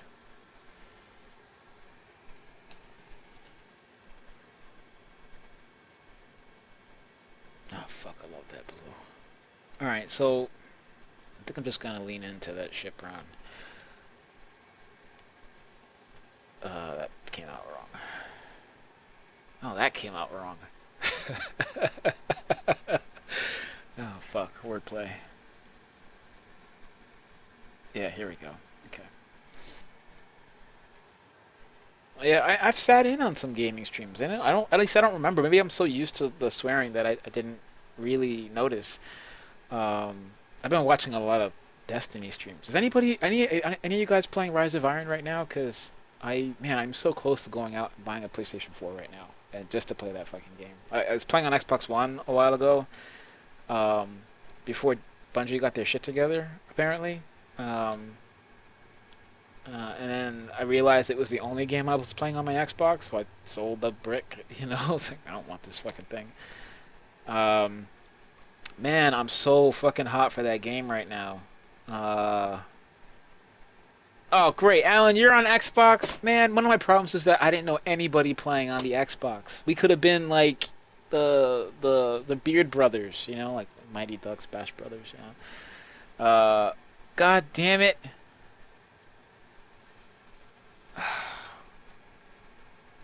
Why does everybody hate me? Yeah, I'm really impressed with what I'm seeing. on the game, and it looks like the game I wanted it to be, minus the ARG stuff that I was really into. Um, but the thing holding me back from getting it now is that in order to play, I have to buy another console, and that's not an that's not a that's not a simple purchase to decide to make. I mean, even if you've got money to burn, like that's what happened with my Xbox. I was like, man, I really only bought this for um, Destiny, and now I'm not playing Destiny. How do I justify keeping this thing? I couldn't even really. I wasn't even watching. I was watching using my PS3 for um, Netflix. You know, I was like, I don't need it for even that. I'm tempted, Alan. I seriously like Pete and I were talking about it last stream. Was like he had the same problem. He was just like, yeah, this game is good, easy to see, but I in order to do all the cool stuff, I need people to play with, and I don't want to fucking camp the boards and find randoms, you know. Um, so you know, we quit for pretty much the same reason, and but man, that game was good, and it was just fun. Um, Man, I really like what's happening right now with this painting. These colors, anyway. I don't know what's happening with the painting. I can't see anymore. I'm officially calling you more. Don't make me change my number. Um, yeah, no, you should call me more. God damn it. I don't have any friends. Um, but yeah, I have such a bug in my ear for that game, and I gotta plug in my headphones real quick. A second.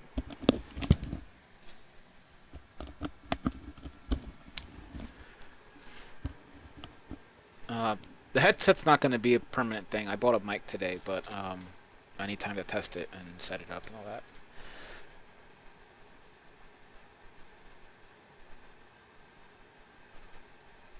What's ESO?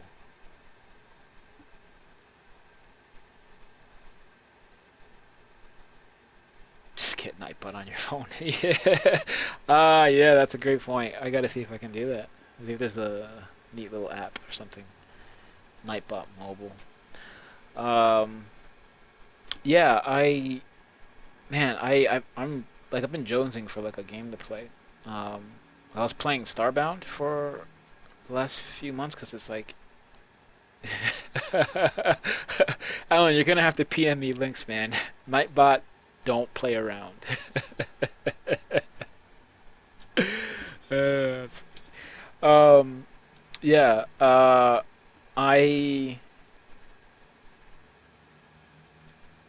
I was playing Starbound, and that game's fun, but I was playing with friends, but they stopped playing. And again, this is the bulk of my problem.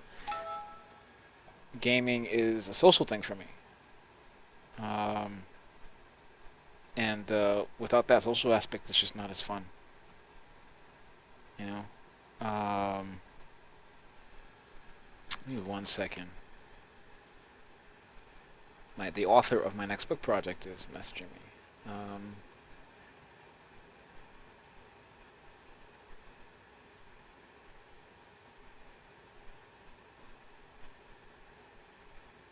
Oh shit, he messaged me almost an hour ago.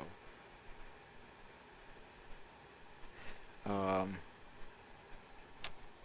and then Alan's emailing me links. Oh, I wonder if I can put this. I'm gonna put this on my mic. I think. Hold on. Oh, stupid ads.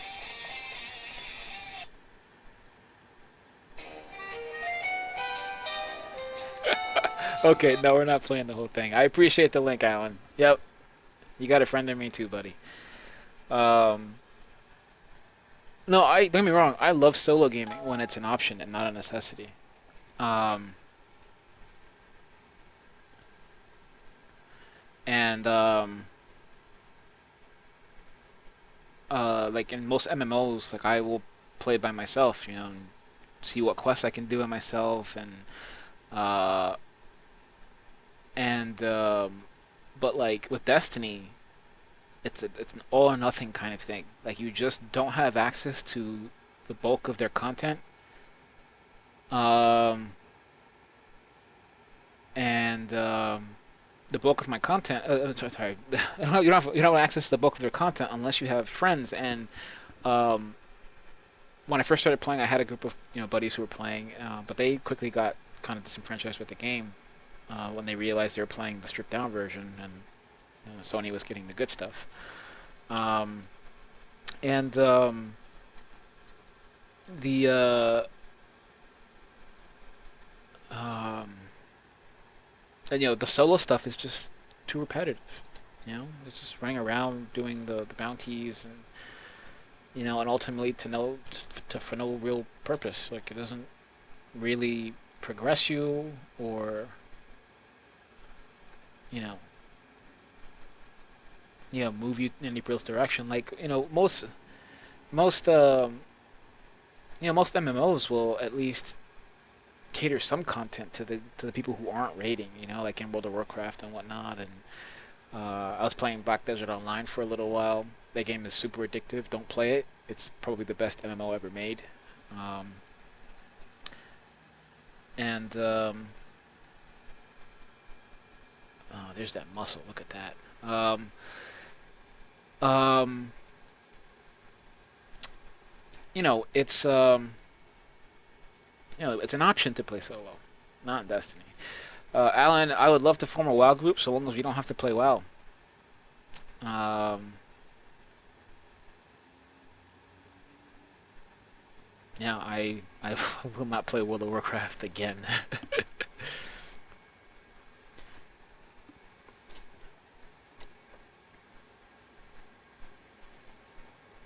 Oh, I know what I'm doing now.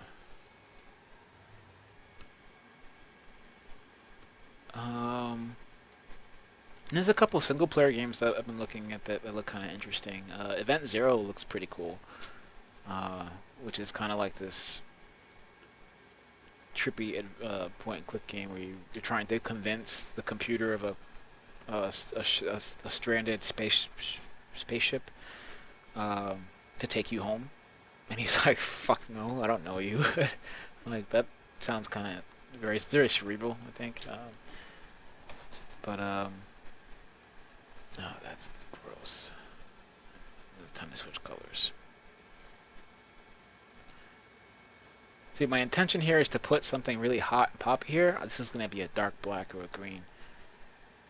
I've beaten and played Bastion and Transistor. I don't know why I said beaten and played. Like the one doesn't imply the other. I've played Bastion and Transistor. Those are fantastic games, and the replayability on Bastion is awesome. I love it. I'll turn that game on just to play Game Plus. Uh, Transistor was worth playing for the soundtrack. I think I liked Bastion a little more.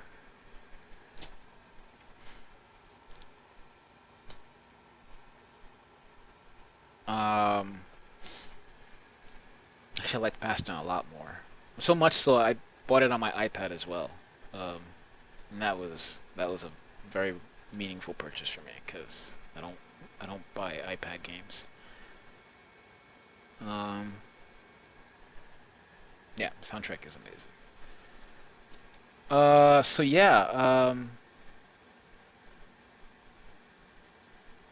So yeah, if you guys have any game recommendations, I'm open to them. Just so long as I don't have to go out and buy hardware like a new console, I'm pretty much up for it. Um, so you guys can put your suggestions without links, like just the names of stuff, in the comments, chat, and I will look them up as soon as I'm done with the stream. And I'm trying to find a particular layer. Is that it? Nope. Oh, that's why.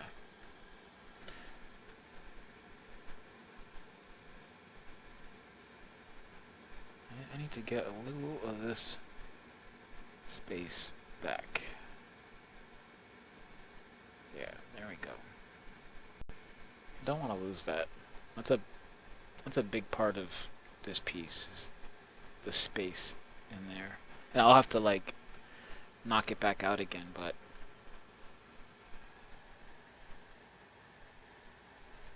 I can't play Dark Souls.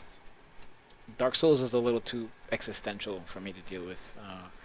I I wake up every morning questioning my own existence. I don't want that in a video game.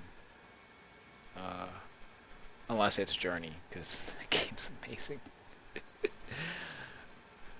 Um, no, I don't know. I'm not too much in for those like. I'm just gonna say it. Those really hard games where you die a lot. I'm just no. I like the instant gratification of beating a level and like finding loots and all that shit. So um, like I'll spend a dozen hours in Diablo or a Torchlight. Um, like I don't.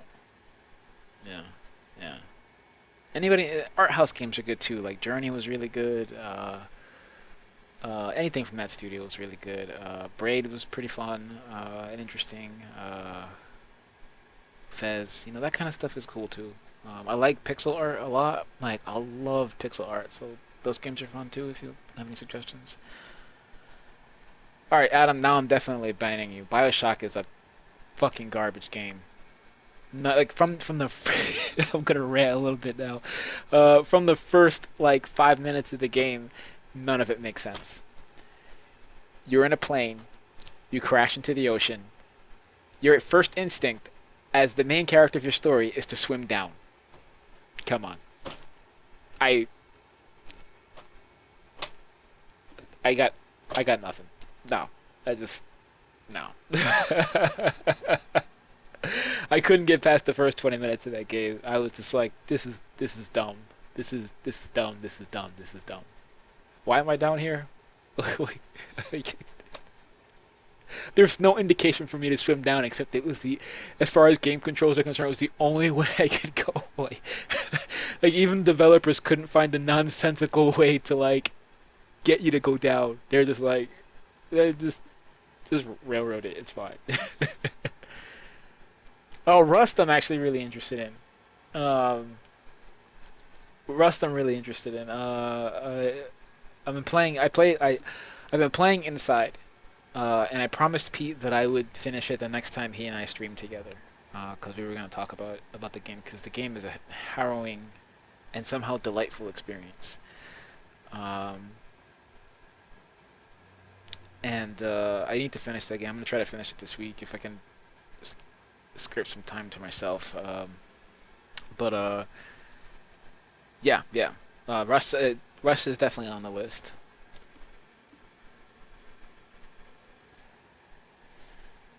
Um, Interesting.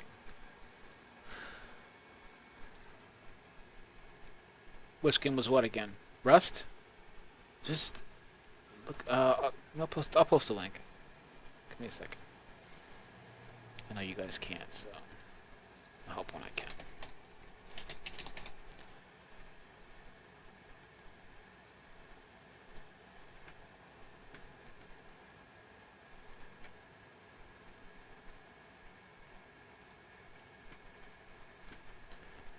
So let me see if I can find like the trailer. It's a beautiful game too. Um, oh man, I think this is it. I think Artifacts wins again with this recommendation.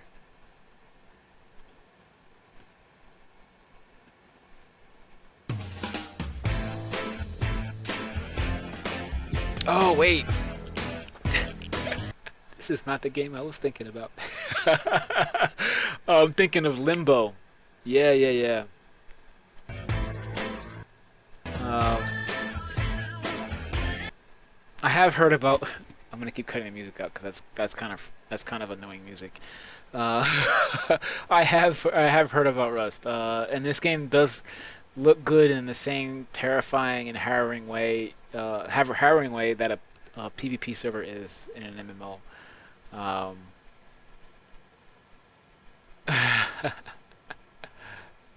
okay, let me switch back out here. Um, yes, Rust looks good. Um, oh, the one Pete and I are playing is Inside. I'll show you the trailer to that too. That was pretty fun. That was pretty good.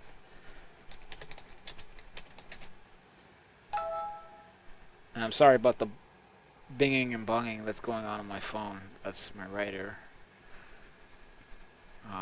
We're working on a project I want to talk about actually, because I'm going to be doing a lot of the art for that on this stream too. Actually. All right, so I'm going to show you Inside real quick. Then I'm going to talk to you about the Make series and some of the work that's already been made for it for the first story. Okay. So here, hold on a second. I'm trying to find the trailer.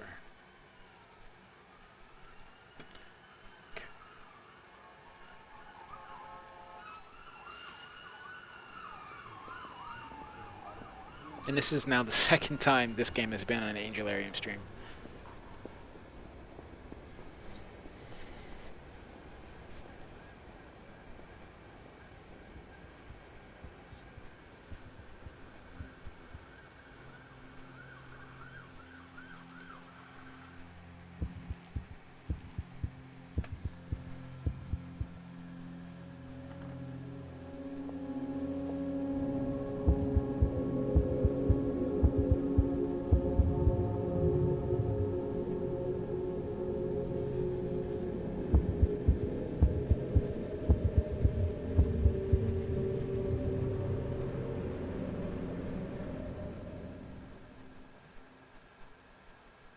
So the game, like, people have encouraged other players not to talk about the game specifically in their reviews because it really should be experienced the first time.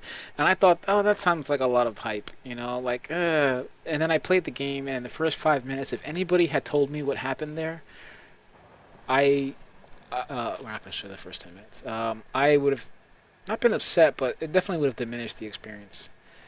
So definitely give Inside a try. It's not an expensive game. You can get it on Steam. Um, and like I said, P and I are going to talk about it, I think, in depth, because there's some cinematic and narrative elements that kind of really resonated with us as artists. So we're going to talk about that stuff the next time we're streaming together, which is probably soon. We're still trying to work out a regular schedule for us, as far as like Team Angelarium is concerned, because I still need to stream my other projects, so I can't do Angelarium all the time.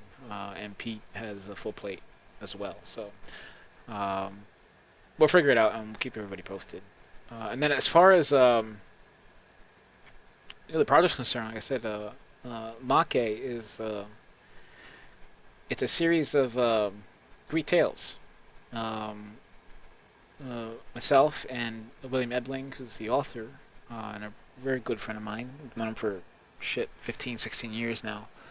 We're going to be telling, um, we're going to be examining the Trojan War through these very, very short stories. They're in the style of like the old Golden books, which are like little kid books.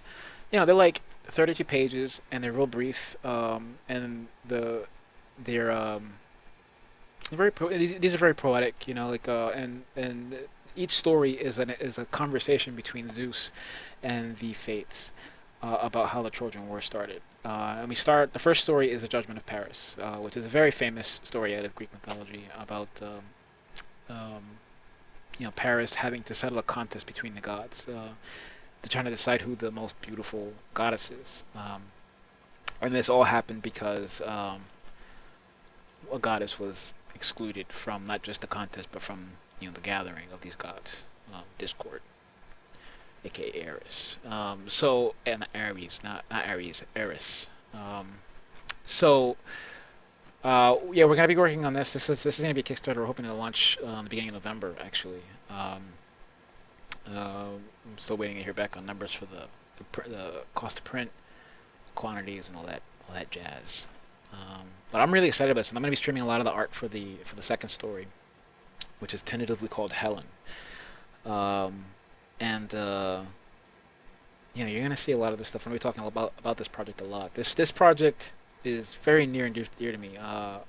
I still like I put this first story together maybe a year ago, and I still feel like it's my best work. So I'm really excited to kind of really take this project to the next stage. Um, like Adam, we were talking about personal voice. Like this is you're looking at mine right now. This is how I draw. This is this is the language that I use. So yeah. Oh, you guys aren't even. Oh my God, I am terrible. Hold on a second. Oh fuck, I am the worst. Um, yeah, sorry, the screen wasn't even up on Judgment, so here it is. Um, yeah. Thankfully, you didn't need to see anything visual for what I was saying about it. But this is work from the first story, um, Judgment of Paris. And like I said, Adam, this is how I draw. This is my thing. So yeah, you can view this work on the website. Obviously, I'll be blogging about it as I go along, and I will be streaming a lot of the work, a lot of the making of this. A lot of the ink drawings and whatnot. It was a lot of fun to make the first time, and so you guys would be kind of in for a treat. Like I really like working on this project uh, while watching television. So we might have like a little, you know, discussion about like what what shitty TV shows I'm watching while I make this. Like right now, I'm watching Charmed to kind of get inspired. Thanks, Adam. That's actually my favorite spread too. Actually, um, I can't wait to see it printed. Like I'm so fucking. We made prototypes for it a year ago, and the prototypes were shit. The quality was awful. Pages were uncoded. It was terrible. But that fucking spread just still. I'm not trying to toot my own horn or anything like that, but man, that spread just makes me want to work on that project some more. Like if, I feel like I found something with that spread, and I want to find more of it. Um, so yeah, you guys are gonna see a lot of it. I'm pretty excited to be working on it again. I'm excited about kind of where this painting is going now. Like I'm really liking these colors, kind of the mood I'm evoking. I think we'll see how this goes. Yeah, I was gonna duck out at around 5. Um, I'm gonna give this maybe another 10 more minutes, and then we'll call it quits. Um, there's some stuff I want to try real quick before I move on. In the meantime, do you guys have any questions for me about Angelarium, about Judgment, um, about 90s television shows from the WB? Uh, yeah, anything you want, just throw it in the throw it in the chat.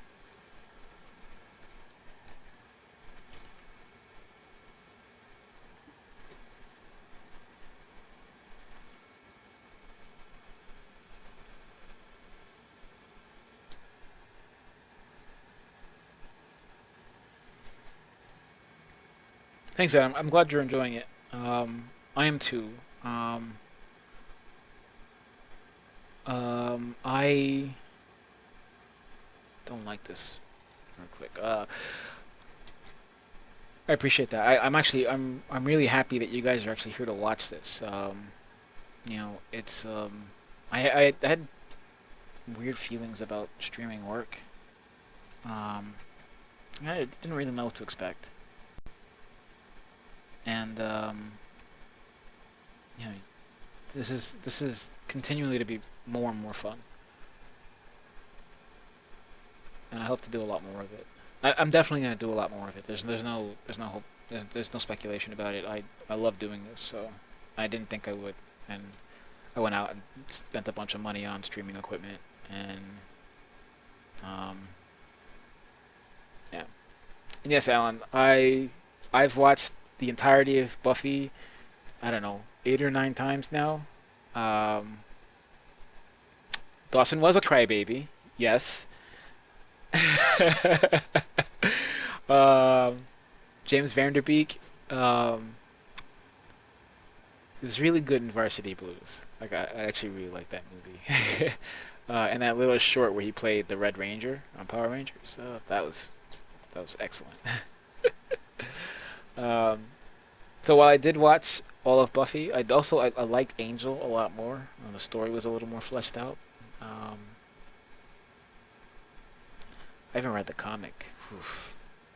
I fanboyed hard over that show. Um, yeah, I think we are gonna call it quits at this point because I think I need to sit on where this is right now. I wish I could have had a little more. Um, no, actually, I'm happy with the progress we made in these last couple hours. It's about par for the course for me. Maybe a little slower because I'm talking and all that stuff too. But um, I'm excited to see where this one goes. I hope you guys will come back and check this out as well. Oh, you know what I'm gonna do? Shit. All right, real quick before I sign off. I just saw exactly what I want out of this. Ooh, that is not the right color.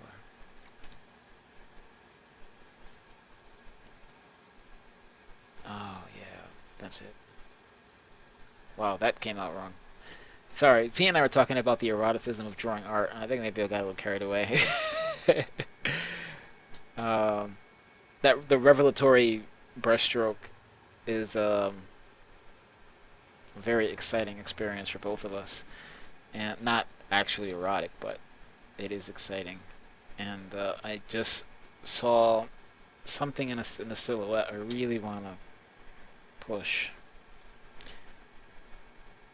and it's very satisfying.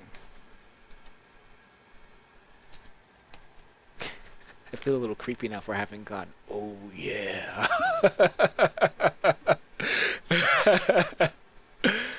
Oh fuck.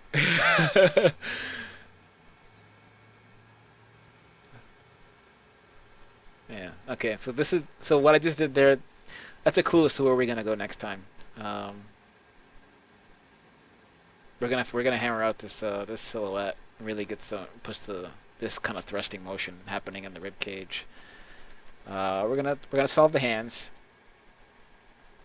and I think they're coming along too. And this little ring thing that's gonna glow like nobody's business. Yeah, Adam, whatever feels right. Yeah, you were here for that. Oh man, artists are creepy. Don't tell anybody. No, that's too much. All right, there we go. So yep, I've saved. Once again, I'm Eli Minaya. Thanks so much for coming by, guys. You guys have been great. I hope you'll come back. I'm tentatively the plan is that my next stream is going to be on Wednesday. I'll figure it out the time probably later tonight, and I'll post something on Facebook, and I'll update my website, which is badking.com. I'm gonna put it in the chat again, um, and take a look. If you guys have any questions about the work I've already made or judgment, please ask next time or shoot me an email. Um, Alan, better fucking call me. And again, thanks so much. All right, take care, guys.